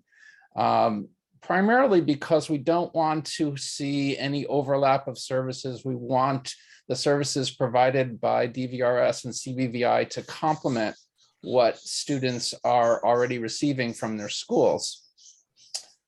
So when we're referring students for pre-employment transition services, we want to make sure that the student continues to have a need for that service because the school district is not providing it, and they're not expected to receive that service from the school in the future.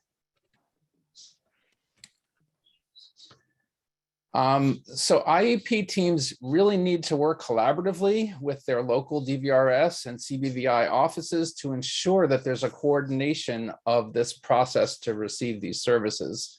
And as I said, we don't want to see any replication or replacement of services provided by the school, but rather a supplement and complement to those school services that are provided under transition services.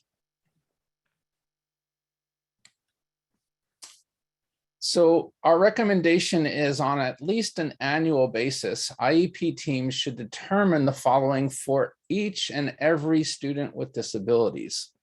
Which pre-employment services has the student already received from either the school or DVRS or CBVI? Which pre-ets, if any, does the student continue to need? If the student needs pre-employment transition services, identify who will be responsible for providing these services. Will it be the school or DVRS or CBVI? And so we offer some criteria to help determine who would be responsible for providing the service under pre-employment transition services. So the first criteria is the purpose of the service. Is it related more to an employment outcome or education? That is the service usually considered a special education or related service, such as transition planning necessary for the provision of a free, appropriate public education? The next one is customary services. Is the service one that the school customarily provides under Part B of the IDEA, the Individuals with Disabilities Education Act? For example, if the school ordinarily provides job exploration counseling or work-based learning experiences to its eligible students with disabilities, the mere fact that those services are now authorized under WIOA as pre-ets does not mean the school should cease providing them and refer those students to the VR program. However, if the summer work experiences are not customarily provided by a school, DVRS and or CBVI and the school may collaborate to coordinate and provide that summer work experience for students. And the third criteria has to do with eligibility. So students with disabilities who receive accommodations under Section 504 are not eligible to receive special education and related services, including transition services under IDEA. Therefore, they can receive pre-employment transition services that are needed from DVRS or CBVI, since the school would not be providing any transition services.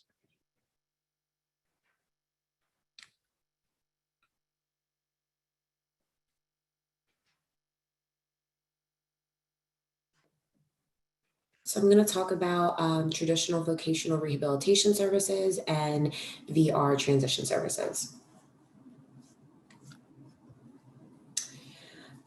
Vocational rehabilitation services are to prepare for and succeed in a job or participate in pre-employment transition services.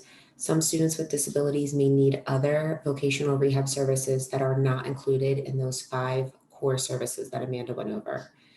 If other VR services are needed, school staff and families should assist students aged 14 through 21 to apply for eligibility with DVRS or CBVI. If students are determined eligible, they can receive the needed VR services, transition services, and pre-employment transition services while still in school, and the needed VR services as an adult after finishing high school.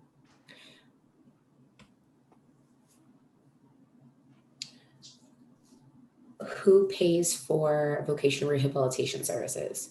So New Jersey DVR and CBVI will look at the income of eligible individuals and their parents if under the age of 22 to determine if they will be required to share the cost of some VR services that are called cost services.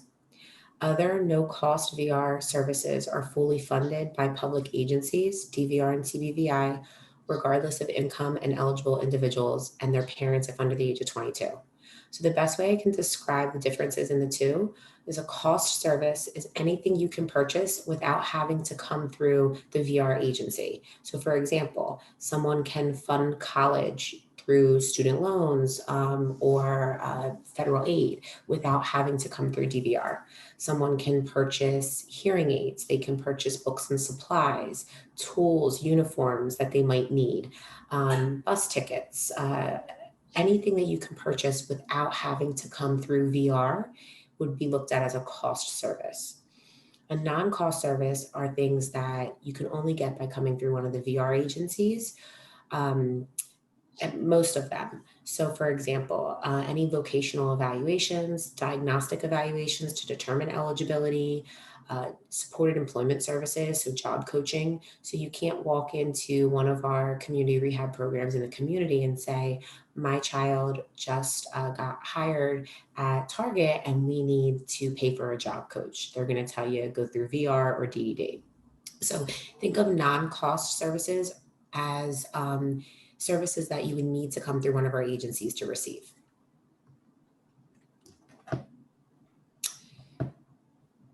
Okay, so cost vocational rehabilitation services, I just gave some examples of those. Again, would be training, college training, any type of vocational training, physical and mental restoration services.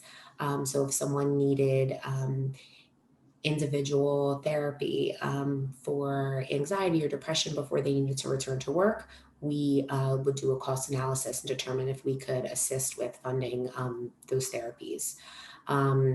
If someone needed any assistive technology devices, so if an individual was in college and they needed some software or some programs to assist with word retrieval, organization of thoughts to write papers.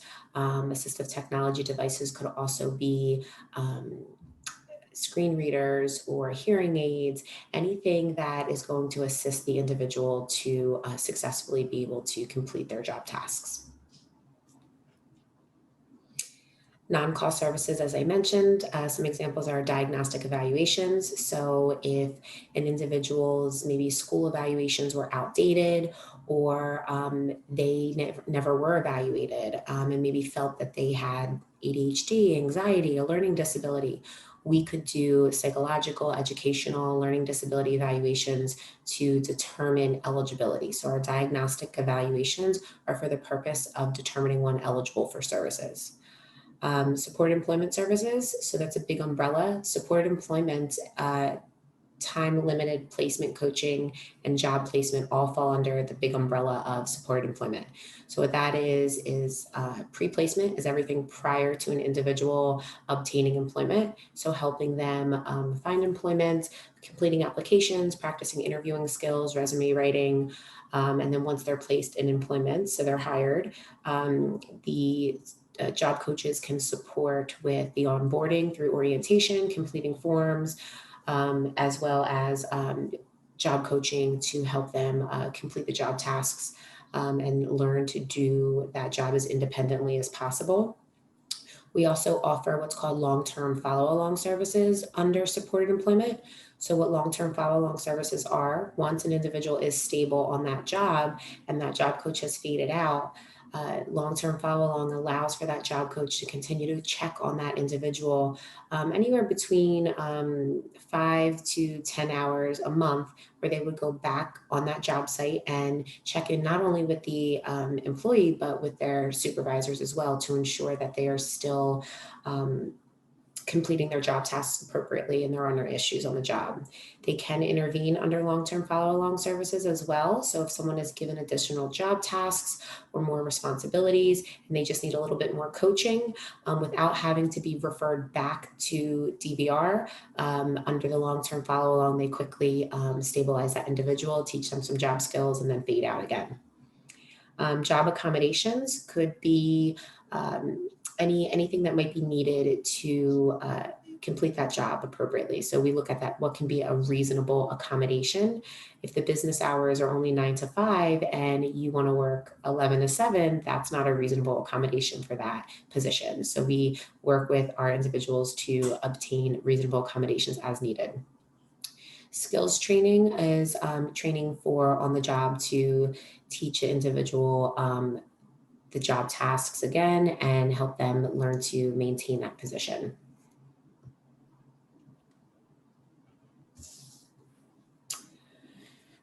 Transition services. So students who have been determined eligible for DVR or CBVI can receive the needed transition services from these agencies. These are individual or group services needed to assist students with the continued development of post-secondary employment needs.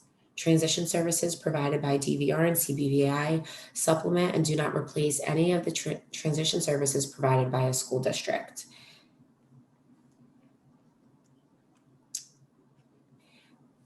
CBVI and DVRS transition services involve diagnostic evaluations and assessments, which could be, traditional vocational assessments to interest evaluations to figure out what one's goals might be and their skill level. Counseling and guidance services. These are the services provided directly by our vocational rehabilitation counselors. These are master's level counselors in the field who work with the individuals to really develop a plan as to the services that are going to meet their end goal, their end employment goal. Job placement assistance, as I mentioned in the previous slides, that is, again, the preparation for employment, obtaining job leads, practicing interviewing skills, following up with, after an interview, following up with employment leads. Support employment services, as well as we have some specialty programs that we run. Project Search, there's a link right there. We also, right now, Project Search is just being offered under DVR for DVR clients, not CBVI right now. And I'd be happy to answer any questions about Project Search, but if you click on that link, it will answer a lot of the questions that you might have. There also is a special email address. If you are interested in hearing more information about Project Search, I will add that into the chat box as well. You can email the program planning and development specialists that oversee Project Search for New Jersey, and they'd be happy to connect you with the site that is located in your county.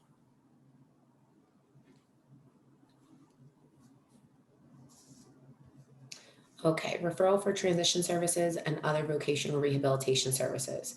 So there is a separate referral form, separate from our pre-employment transition services, which was shared in the chat box.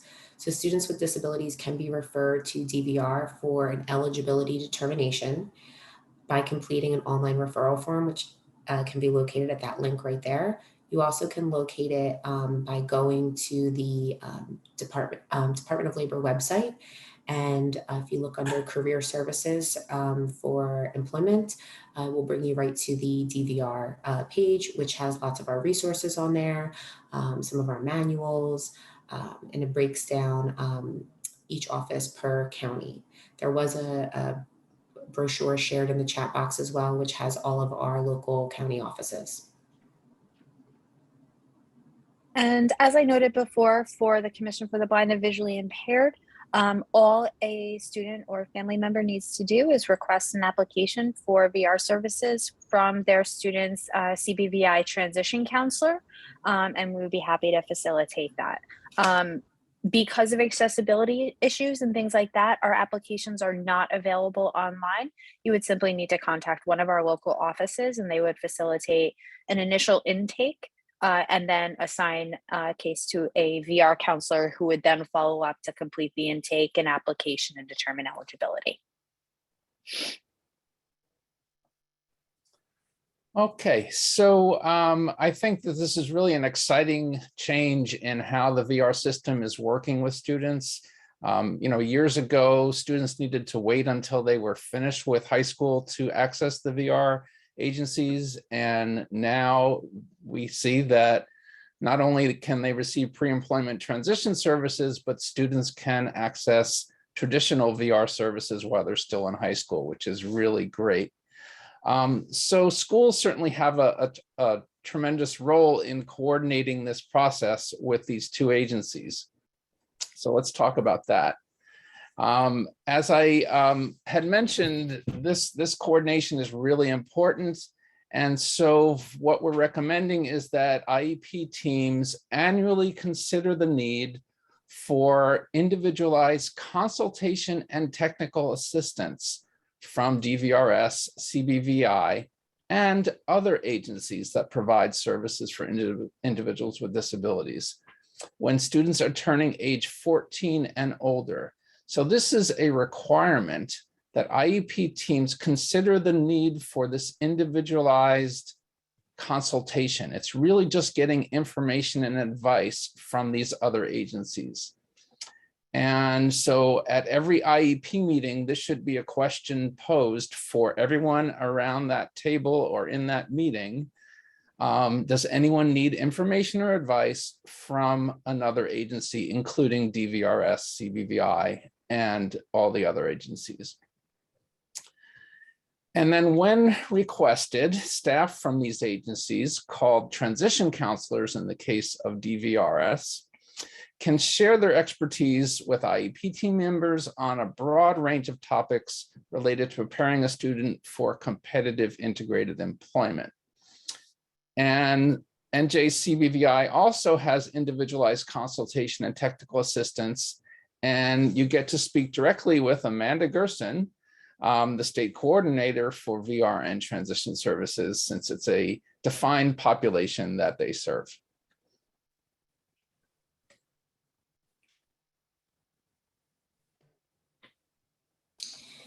Transition counselors. So each local DVR office has a transition counselor to work with each of the school districts within the county. So the way we do it in New Jersey is there are 18 local offices that service all 21 counties in the state.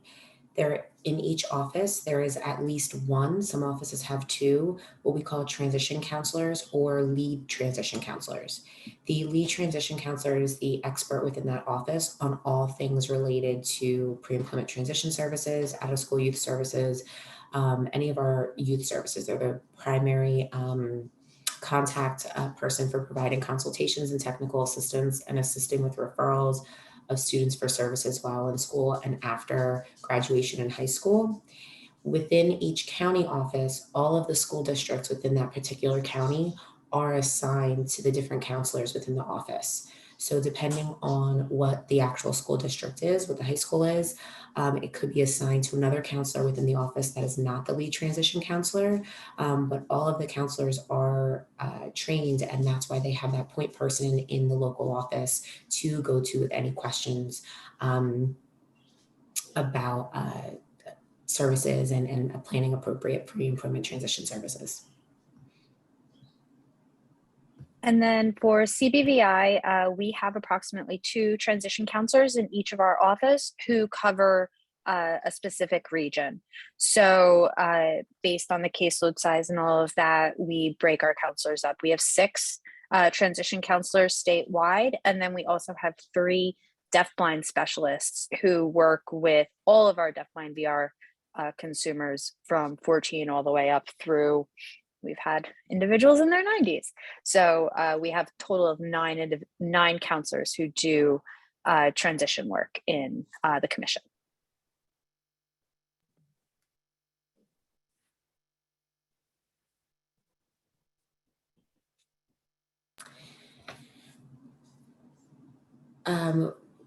We're working on developing a protocol to work collaboratively with local partners at DVR and CBVI for how your school will access our agencies and work together to help prepare for a successful future in the workforce. There's actually there, I was just answering a question in the chat box that was asking about, better communication with the DVR local office and how to communicate. So that's part of what our 3 agencies are working on doing, is developing a protocol with each, school to ensure that when a referral is sent, it gets connected with one of our counselors, that the clients and families and schools all know, the steps in connecting and ensuring services are being delivered.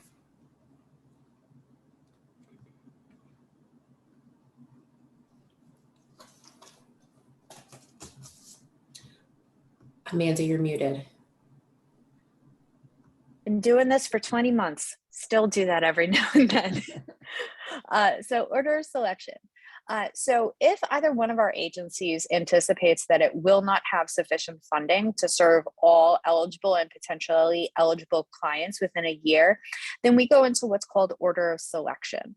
And order of selection may be implemented so that individuals who are categorized as having the most significant disabilities will be given priority for receiving services, and other individuals who have less significant needs may need to wait in order to receive services until the funding becomes available. So there's essentially a wait list. Although CBVI has never had to go under order of selection, and Tony, correct me if I'm wrong, you guys have an order of selection plan, but everything is open, so there is no wait list, correct? Correct. Okay. And so the thing to remember is, even if we do go into order of selection, pre-employment transition services are still available. However, if somebody is in high school and does choose to apply, if one of our agencies is in order of selection and they are found ineligible, then they actually are no longer eligible for pre-employment transition services. However, should either of our agencies go into order of selection, sufficient and significant information would be available to all potential consumers as to what the process would be. All right, we're just going to spend a couple of minutes on a discussion about the limitations on the use of subminimum wage. These are regulations and the law in WIOA, the Workforce Innovation Opportunity Act, that place these regulations. So first off, what is subminimum wage? What is that all about? Well, in Section 14C of the Fair Labor Standards Act, it allows employers, after receiving a certificate from the U.S. Department of Labor, to pay special minimum wages, wages less than the federal minimum wage, to workers who have disabilities for the work that they perform. Typically, these organizations are called sheltered workshops, and these employers are required to measure the production rate of each employee with disabilities in comparison to the typical production rate of employees without disabilities to determine wages for employees with disabilities. For example, employees without disabilities can assemble 100 items per hour. That's considered the typical production rate for that task, and they earn $12 per hour. So Mary, an employee with disabilities, can assemble 25 items per hour, or 25% of the typical production rate. So her wages would be $3 per hour, or 12 times 0.25 to get $3. And despite the goal of WIOA of increasing the number of students who achieve competitive integrated employment, and despite our best efforts to prepare students for this outcome, some individuals may choose to pursue work at subminimum wages in segregated settings. So we want all schools to share this information about these limitations on the use of subminimum wage when a student is choosing to pursue that subminimum wage employment.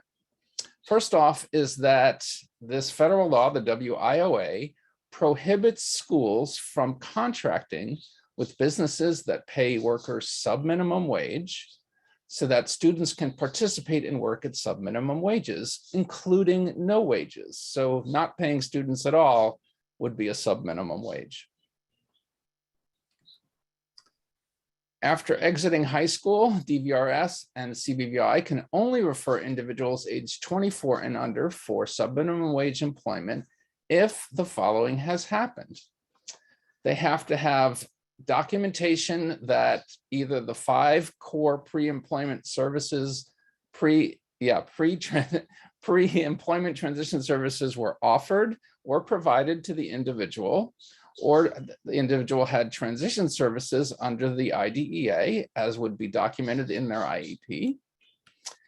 They have applied for VR services with the result that the individual was determined ineligible for VR services, or they were determined eligible for VR services and all of the following. They had an approved individualized plan for employment, IPE, that included a specific employment goal consistent with competitive integrated employment. The individual was unable to achieve an employment outcome consistent with that goal, despite working towards that employment outcome with reasonable accommodations and appropriate supports and services, including supported employment services and customized employment services for a reasonable period of time. And the individual's case was closed. DVRS and CBVI have to have provided career counseling and information and referral services to federal and state programs and other resources that offer employment-related services and supports designed to enable the individual to explore, discover, experience, and attain competitive integrated employment. And the counseling and information and referrals were not for employment at sub-minimum wage.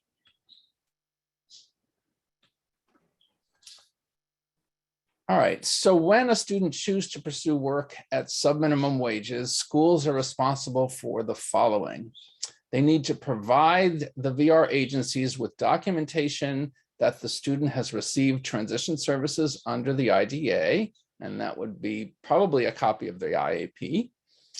Provide documentation in a manner that complies with confidentiality requirements of the Family Education Rights and Privacy Act, FERPA, and the IDEA.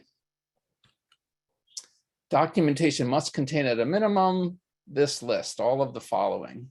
This is all taken right out of Section 511, the law. So I'm including this in the slide for your reference.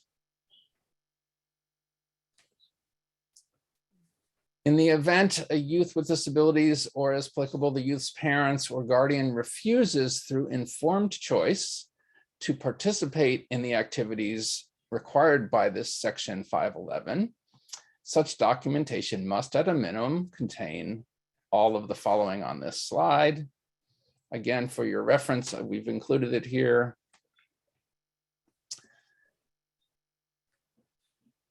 Okay, so the promotion of pre-employment transition services, and VR services.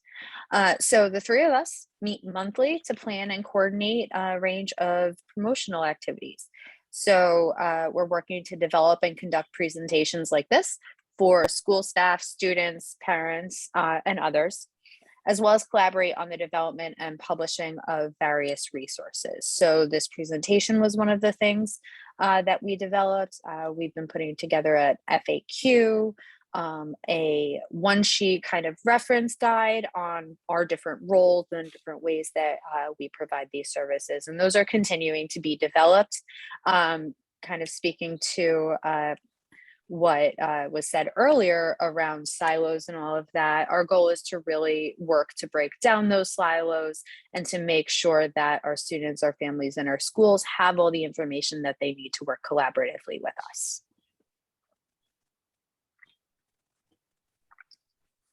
And so finally, any questions? Our information, contact information is up on the screen. All right. So thank you for having us. Yes, thank you so much for your attention. And I will get out of sharing my screen here.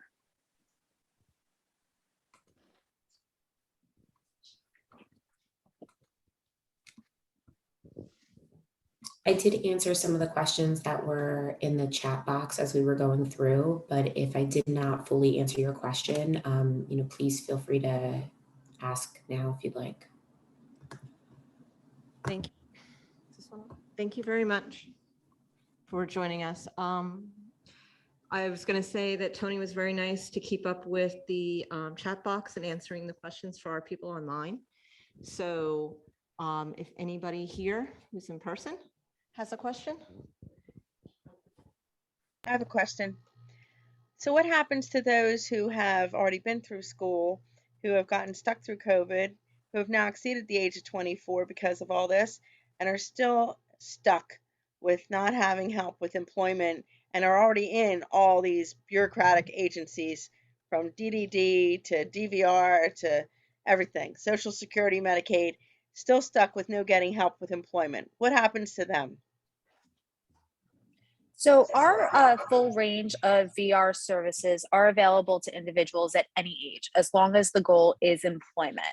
I would recommend that for any individual challenges, if somebody is struggling with their counselor, if somebody is struggling with obtaining the services that they need, I would strongly encourage the individual or the family, as appropriate, to contact the office and try and address those issues. I know that that is one of the roles that I have, is helping facilitate any challenges or consumer issues that get brought to my attention. And I always do my best to make sure that those barriers are resolved. If that still does not lead to satisfaction, if you're still frustrated, the Client Assistance Program run out of Disability Rights New Jersey is the designated entity to provide advocacy and representation and assistance to individuals within the VR program. So that would be a recourse as well if somebody is not satisfied with the answers or the services that they're receiving from either one of our agencies. All right, we're going to have questions from our room here. Project Search, which was originally conceived as a program that would help fund an internship program in a person's last year of school. Since you are now funding help through 24, are you helping people who have graduated from primary school to participate in Project Search? So some of our Project Search sites are adult sites. We have blended sites, which are adults and in-school youth. And then some of our sites are just for in-school youth. So up in the north, and I'm not the Project Search coordinator, so I don't know exactly which site it is, but I did share the Project Search contact information. If you wanted more information, I did share that email in the chat box. They can let you know specifically which site in New Jersey. It is up in the northern part of the state that does have an adult program or an adult blended program. Okay, well, the question was really specific to you guys. Are you funding those programs after 21? Yes, Project Search is funded by DVRS as well as other community partners. There's 5 partners. Okay, and how long does long-term follow-up services go? For as long as the individual might need them. So that's determined on a case-by-case basis. Some individuals need long-term follow-along for a couple months, sometimes a couple years. It really depends on the need of that individual. And that's what's really unique about VR8 services is that, yeah, we gave you a big overview today of what traditionally could happen, but everything is handled on a case-by-case basis. Everything's very individualized. So whatever that's why you have that vocational rehab counselor who is your expert. And there's a lot of counseling and guidance to create this individual plan of services that might be needed. Okay, thank you. Just one. Okay. Can you just talk a little bit about the coordination between the school and whether it's CBVI or DVRS? Because I would think that there would be, if the student has some limitations that they need to overcome, that maybe the school and or DVRS or whatever agency that's getting the services. Could you talk a little bit more about what the collaboration is or what that cooperation is between the school? Because I would think that a lot of the stuff that's happening is after school for that stuff, right? So at some point, there probably needs to be some communication between the school and the agency, right? Could you talk a little bit about that? Yeah, I can jump in and Tony, if you want to respond to anything else, but absolutely. I know that we welcome and invite any sort of communication, contact, and collaboration with the districts. We love being invited to IEP meetings, 504 meetings, any person-centered planning, as well as just any more casual opportunities for us to work collaboratively. Obviously, our counselors do carry a wide caseload. And so sometimes it is challenging to get to IEP meetings if we're not given sufficient notice. So I would absolutely 100% recommend that as parents, you guys are also advocating to invite our agencies to the IEP meetings starting as soon as that student turns 14. The earlier we get in, the earlier we can make those relationships with your kids. We can make the relationships with the schools, and we can really work to make sure that we are coordinating directly. Bill referenced earlier, kind of making sure that that information is in the IEP and determining who it is that's going to fund it. And those are the conversations and the type of collaboration that we're always looking for. Services may be provided in school with collaboration that I'm sure Tony can talk about, because I know some districts bring them in to provide those pre-ed services. But you're correct. We also do provide after school and summer services as well, weekends, things like that. Yeah, we work hand in hand with the school. So if it is majority of the time, if it's a group service that we're coming in and providing, that usually is coordinated with the school, and a set time is developed, and we come and provide group services. Individual services usually happen more like after school hours, but again, it's case by case basis. It's what fits with that individual's school day. We don't come in and replace any of the services that the classes that the school or student is taking. We complement those services, and we work hand in hand with the school to see what transition services are being offered, what can fit with that individual school day. And if it can't, for whatever reason, if it's maybe a pull-out resource student and they're not involved in an MD program and they're not going to be able to miss any of their classes, or there's no study hall that we could come in, that's when we look at, after school hours, evening hours, to be able to provide our services.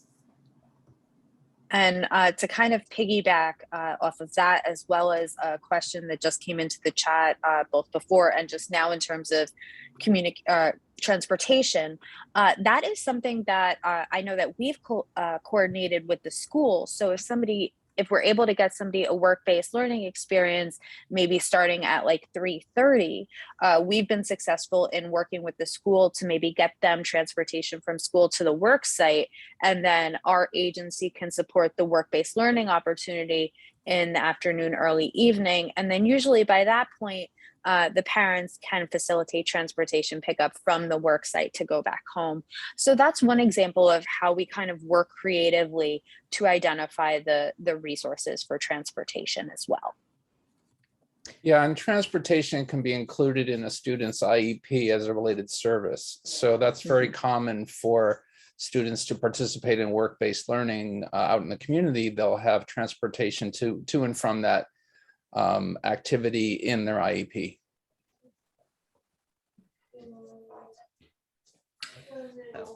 I was just reading one of the questions in the chat box about the cost for transportation.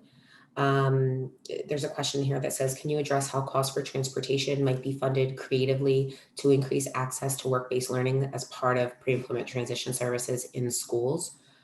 Work-based learnings offer the most practical way for students to prepare for general skills or employment in the community, but funding isn't there. So if it's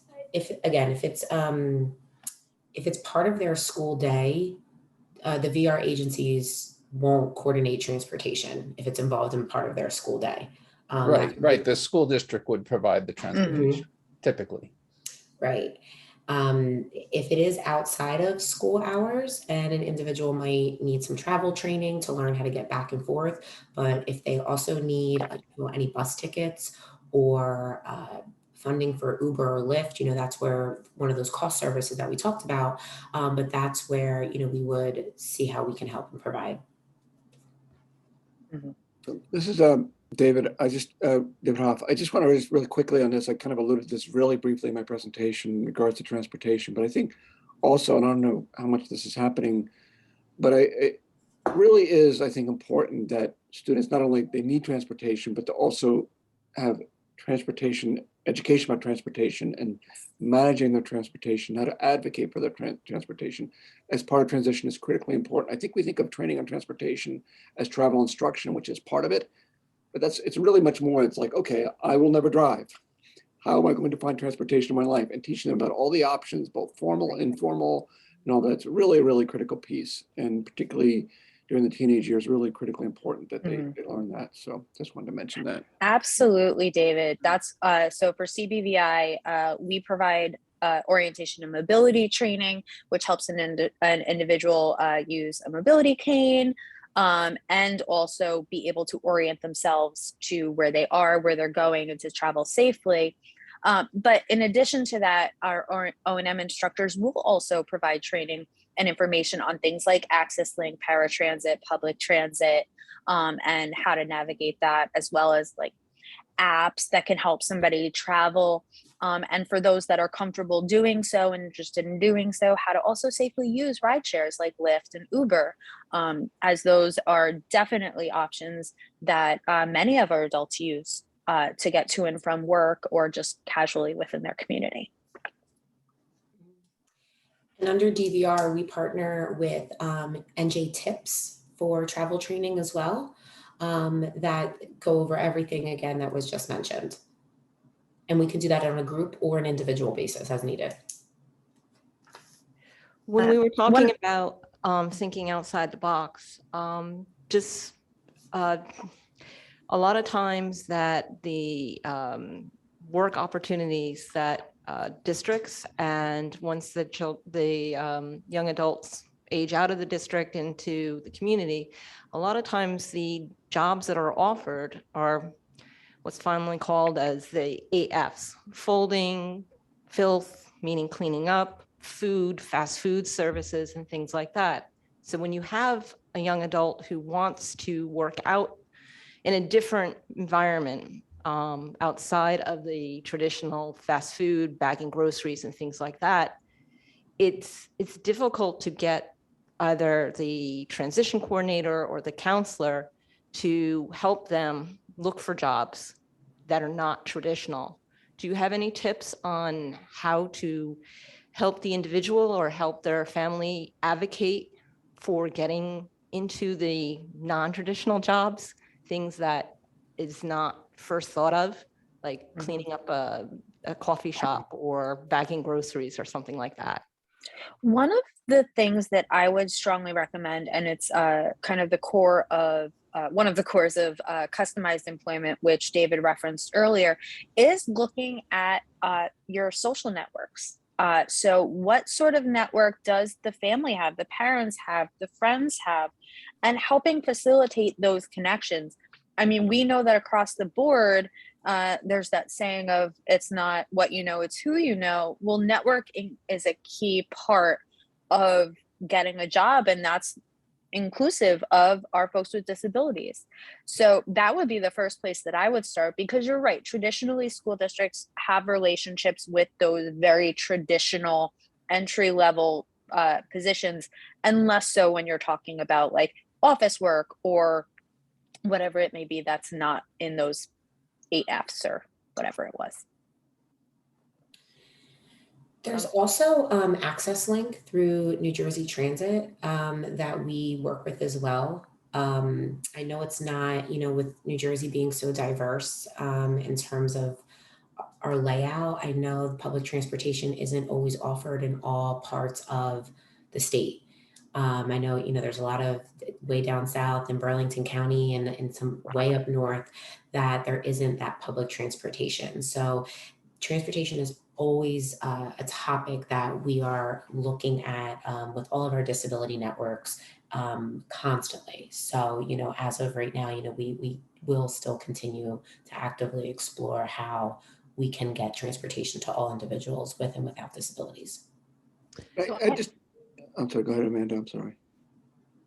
No, No, wasn't Oh, gonna I say just, anything. in response to the question about diversity of jobs, I just want to add one thing. I think that it's something, I think what's in we have to recognize is, and I think it's much better than it used to be, but a lot of people don't recognize, individuals, students don't recognize, and maybe families, that there should be some full consideration of all kinds of jobs, that a job is about having choices, about there's all sorts of things you can do. And almost I feel like part of transition needs to start with, this is what it means to be a worker. And you can do all sorts of things with your life. So I think getting students themselves to advocate for, I want different kinds of work experiences. And I also believe in the old, sometimes getting out there, just any work experience, like we all did when we were teenagers, like our friends and our networks, let's get out there, let's get working. It's not like the first job I ever got was through some connections with my parents. So that's how lots of people get jobs. So your point about using your own networks and things like that is really important.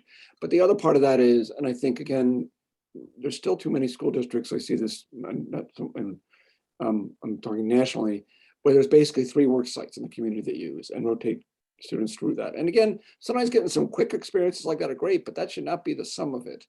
It just really needs to be, I think there's, better advocacy by students, by parents using those networks. I think schools even using their own networks. Their Voc programs usually have lots of connections with businesses. It's sort of when I was talking earlier about the CTE programs. I think schools thinking more creatively about their own networks, about how they can reach out, is also something to think about. I know the Department of Ed has partnered with the Bog Center to provide community-based instruction training series for many years. And as part of that training series, we've talked a lot about employment issues in the community and the need for varied and diverse experiences, and not sticking with just the convenient things that are just right near the school necessarily, or just in the retail realm of itself, like looking behind into those non-traditional kinds of activities for students. So it's something I know we've trained on for many years, but it's a constant effort to get people to be creative. Mhm. There was another question in the chat I just wanted to circle back to around us providing these sort of trainings to support coordination agencies. I actually did one pre-COVID, so probably about 3 years ago, on CBVI services. So if there's anybody who's working with a support coordination agency that has a student or a child who's blind or visually impaired, that resource is actually still up on DDD's website, I believe. And so if somebody's not familiar with what it is that we do at CBVI, which we tend to see because we're a smaller agency, that resource is up there. Tony, I'm not sure if you guys have done something similar. It's not specific to transition, but it does cover transition. Mhm. Yeah, we haven't, because there are so many support coordination agencies throughout the state. I think the last time I looked, there was like 140 something. I mean, it might even be more now. So that's why I'm going to contact our DDD contact to see if this could be part of, if we could do a statewide training and offer it to all the support coordination agencies.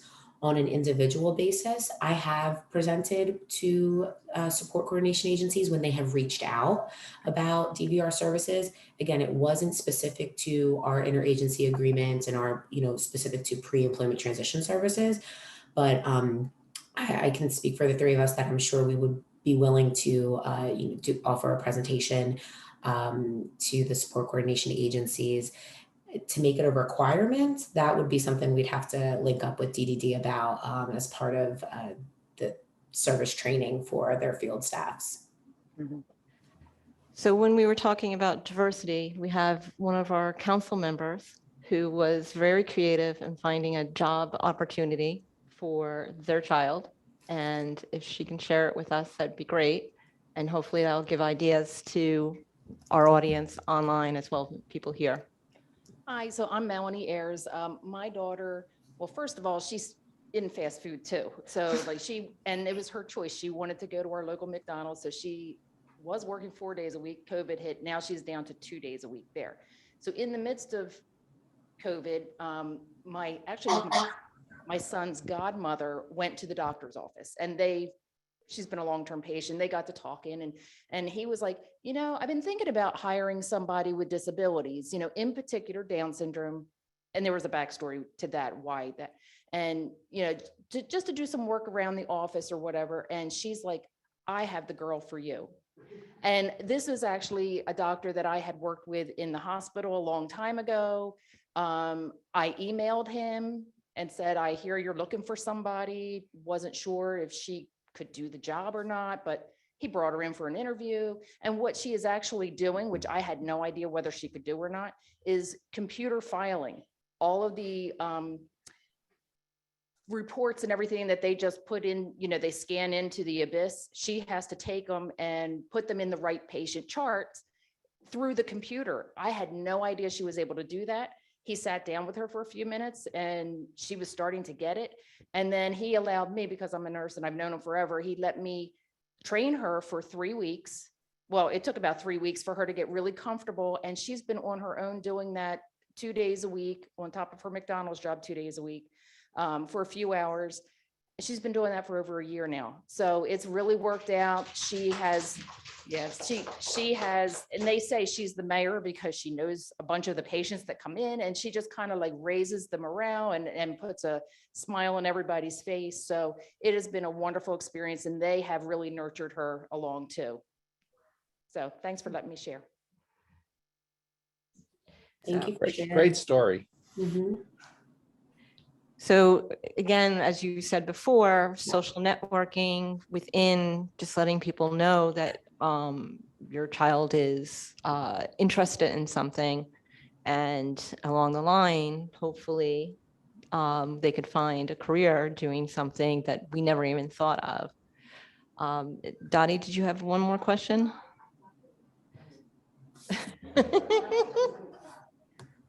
All right, I'm going to let our panel, if anybody has some closing remarks, and then we'll close the session.